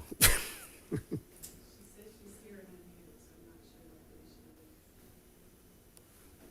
she talking? Maybe could she type the answer to you? She has in a number of texts. I can read them to you. Okay. Yeah. Okay. So all of the nurses and health assistants have received the Narcan training, and the Narcan training is voluntary, so there's a number of additional people, and it varies by sites. So at sites, our school nurses work with site admin and offer the training to all staff who are willing volunteers. There are many staff on each campus who are trained, from classroom teachers, yard duty, admin, clerical, bus drivers, and more. Each campus has multiple doses on hand, as do our FCUSD buildings, such as maintenance and transportation. And then the fentanyl training that we did last year was one pill that can kill. And then we just had a training. Were you able to go to the training we did this week, the fentanyl training? There was an informational a training one evening this week. It will be provided, the fentanyl training will be provided again this year. And the people who receive that training, that's voluntary as well. And the parents, students, and staff, DT and Scott, who hosted the training this week, it was recorded, and so it will be available for anyone to view. I think that's it. All right. Thank you, Carrie. All right. So I guess that wraps up our discussion on that item. And special thanks for Board Member Clark for asking for that presentation. I think, oh, he's not here. Well, anyway, thank you anyway. I think this was a useful presentation that, and I think we all learned something on this. And so particular thanks to staff and Don for putting that together. All right, let's see. That takes us to superintendent's report. Well, thank you. I also want to acknowledge all those that helped put on the drug awareness and cyber safety workshop this last week. That we also had parents attending and staff attending. And I think, part of the takeaway is more students and families and community need to hear the messages. So question came up about how do we continue to get that message out, as Mr. Millajor asked, and putting, recording those sessions and putting them on our district website, but also hosting these informational awareness sessions at our school sites are equally as important, so students are hearing it. And I don't think we can say it enough times about the dangers of drugs and cyber safety. I understand last year we did the Arrive Alive assemblies at Folsom High and Vista Del Lago, and we talked to the presenters to see if we can schedule them for this year for all of our high schools, and at some point maybe even our middle schools. But again, I want to thank all those that helped put the evening on, for the speakers that spoke from Sacramento County Sheriff and DA's offices, and all those that attended. So thank you for that. We also hosted the District College Fair this week. That was open to all high school students throughout our district. We stagger where we hold it. One year we'll hold it in Folsom, 1 year we'll hold it in Rancho Cordova. This year it was at Folsom High School and well attended. So thank you for all those that helped put that on. And then this next week is a 6-year celebration for Cordova High's 60th anniversary with a homecoming week and a game on October 27th. And I also want to acknowledge the drama department at Cordova High School, who put on a great production of Clue. And they have a new drama teacher and coordinator and doing a great job over there. So thank you. All right, thank you. And that takes us to board member reports, and we'll start with the student board members. Board member Millajor. Thank you, Mr. President. So I want to preface this by saying I speak on behalf of Van and myself. And so tomorrow I just want to shout out that open mic night at Vista is tomorrow. I'm in Vista's guitar program, so I hope you can attend. And this event basically just showcases the talent of Vista Del Lago's guitar program, and it's led by my awesome teacher, Mr. Martini. He's been running the program since the school opened back in '07. And this program is just one of many memorable experiences that I have experienced in this district. And a lot of these programs and experiences would not be possible without my teachers. And so to me, right now with this discussion involving the 2%, what this district currently doing is, at this point, they're just providing teachers with a classroom and desks, and the rest is left up to the teachers to provide. We can do better. And back in August, when I was buying school supplies, I spent over $100 on notebooks, pencils, and the essentials needed for any student to perform well in school. And it just makes me wonder how much money and resources that these teachers are putting in, probably even more, to provide for all their students. According to the California Department of Education, there are a minimum of 36,000 instructional minutes in a kindergarten classroom, 50,400 instructional minutes in a 1 through 3rd grade classroom, 54,000 instructional minutes in a 4 through 8 classroom, and 64,800 instructional minutes in a 9 through 12 classroom, all across a minimum of a 180-day school year. And it makes me wonder if this sub 53,000 salary that we are quoting for our new teachers is worth all these instructional minutes that we are making them work. Teaching is a profession that teaches all the other professions. And so this district will get what we pay for. And if we want to pay and retain our quality educators, we have to pay them a quality salary. Thank you. Thank you. What time's your presentation at, or the performance? 6 p.m. 6 p.m. in which, whereabouts in Vista, which building? The Black Box Theater. Black Box, okay. Thank you. Let's see, Board Member Merrill. Hello, everyone. I'd like to begin my report acknowledging, I'm gonna talk about the high schools just because I feel very strongly with that. I'd like to begin my report acknowledging Folsom's arguments for a new high school in Folsom Ranch. I do agree. I acknowledge that there's a large population growth in the area and that people have moved to Folsom Ranch expecting a new high school in that area. Right now, I believe that Rancho Cordova deserves a new school in our area, in the Rio del Oro area, hopefully a new high school. Cordova High School is celebrating its 60th homecoming this year. And that's crazy. That's over half a century. I feel like that's a long time. What's also astonishing is that Rancho has not received a high school in that amount of time, despite the city's growth. Obviously, I do believe that we should not make this an argument between Folsom parents and Rancho parents, or Folsom students and Rancho students. However, I do need to recognize the polarities between the two communities felt within the student population. I have friends in both cities. I went to elementary school in Blanche Sprentz, which is in Folsom, right next to Folsom Middle School, and then I moved to Mitchell in 7th grade. So I have connections in both cities and all the high schools. And so I know how the Folsom students talk about Rancho Cordova and Cordova High School and the Cordova High School students, and it's not the best. Rancho Cordova is often referred to as poor, looked down upon, or ghetto, and that's not because the school is physically worse. I mean, we have a beautiful campus. I think it's one of the most beautiful that I've seen. It's just because of the city as a smaller population and is less developed than Folsom. Not that it isn't developed, it's just less developed than Folsom. This rhetoric does affect Rancho Cordova students. They know about the inequities between the two communities at a young age. I knew it when I moved to Rancho in 2016, I'm pretty sure. It kind of makes a mindset within the student population, and that they go to a worse school than other students in their district.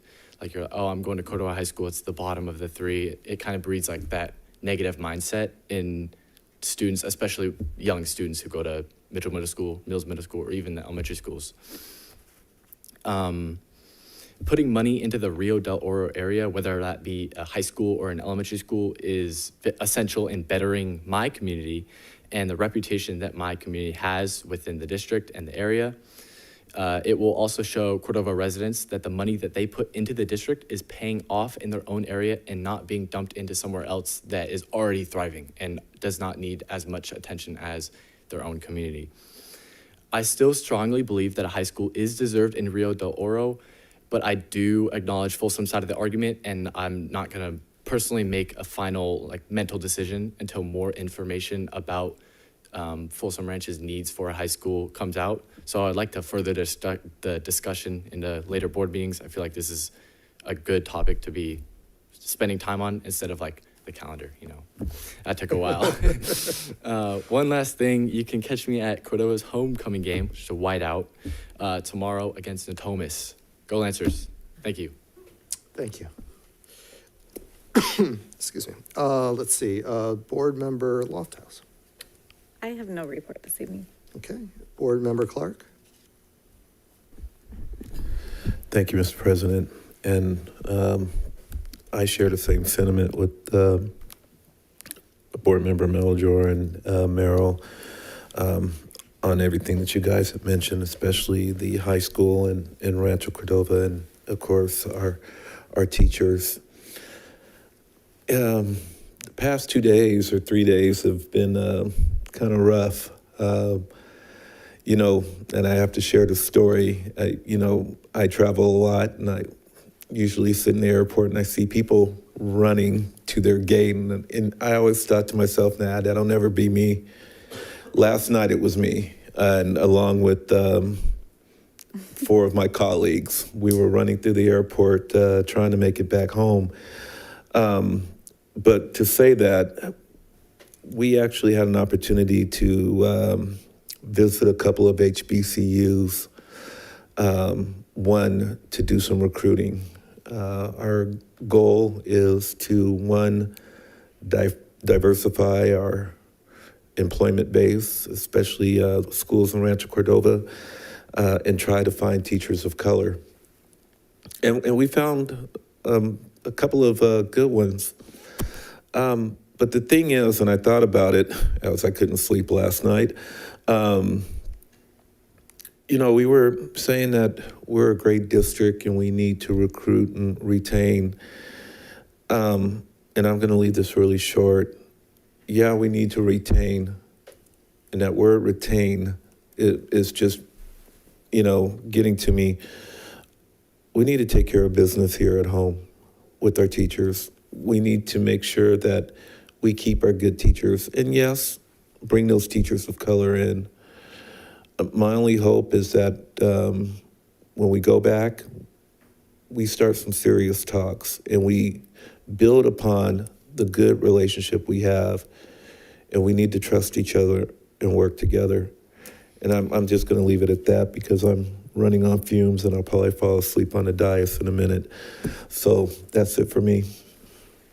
All right, thank you. Let's see, Board Member Lurette. Yeah, I went to the college fair. It was awesome. I think my daughter might have found a college, so I was really excited about that. But yeah, it was really well attended, very organized, so I always appreciated that and having that as a resource for our students. I also attended CLU. Acting was amazing. The sets were spectacular. I mean, the sets were like above. I took my youngest and she was literally talking about it for like the last 2 weeks and wanted to go every single night that it was there. So really appreciated all the hard work and effort from that department. I did want to say that we did have a lot of public comments that came through today. And I would just encourage both sides to really try to limit the deficit language that's kind of being used. Some of the comments were pretty rough. On this side, that side. So I would encourage, as we kind of navigate through the next few months and having these discussions, that we really kind of keep the language in mind on how we're talking about either side of the district, either city of the district, because I think that it's really not positive for us to try to be disparaging to either side as we navigate through these, and we try to keep it as positive as possible. It's a very sensitive subject. And it's high emotion, so it's like, I understand that, but some of them are pretty highly charged comments. So I would just encourage everyone as we kind of go through this process to just keep that in mind. And that's it for me. All right, Board Member Hui. Thank you. Just a couple quick things. Yeah, number one, I wanted to thank everybody who put work into the college fair was that Tuesday? It's a great event, so thank you to all the counselors and staff that came out and helped out with that. And in a similar vein, just wanted to thank Mr. Clark, Mr. Ogden, and the other staff that were at the HBCUs over these last few days. I'm impressed you guys are still awake right now. Impressed about your presentation, considering the amount of sleep I'm sure you got last night. But appreciate the work you guys have put into building connections with the HBCUs that we are working with, and certainly hoping for and looking forward to seeing, maybe one or two of those candidates coming out here this year. Either way, I'm really happy that that's work that we're doing. So thank you. Yeah, Mr. Vice President, if I may, I do want to recognize our team that did make the trip with us. Miss Betty Evans from UCAN, and obviously Mr. Ogden and Dr. Peace and Miss Kayla Yates, who is a teacher at Cordova Meadows. And then also Miss Melanie Smith-Williams, who accompanied us. But like I said, yeah, I don't know how we made it getting in at 2:30 in the morning, and my wife waking up at 4:30 in the morning, and I'm a light sleeper, so I know we're all running on fumes, but I appreciate the work that the district did put in for the slideshow. We did have some students that were interested. There was a gentleman who was a freshman who said, well, when can I sign up? Well, you got to obviously finish your 4 years, but there was some excitement, so I just wanted to add that. Thank you, sir. Thank you. I also would like to acknowledge all of the communications the board has received on the issue of SFID 3 and our future school developments there. I do appreciate the passion that the residents from both Folsom and Rancho Cordova have on this topic. Obviously parents are very concerned about the education of their children. I definitely recognize that. And it's personal. I get it. But I also would echo the sentiments of Board Member Lorette. Let's, we know the struggle. We're trying to figure it out. Staff is trying to figure it out with their recommendations. No decisions have been made. We're trying to thoughtfully think of how we can spend the limited funds that we have, which were supposed to go a lot longer, a lot further, but unfortunately it was $2007, not $2023.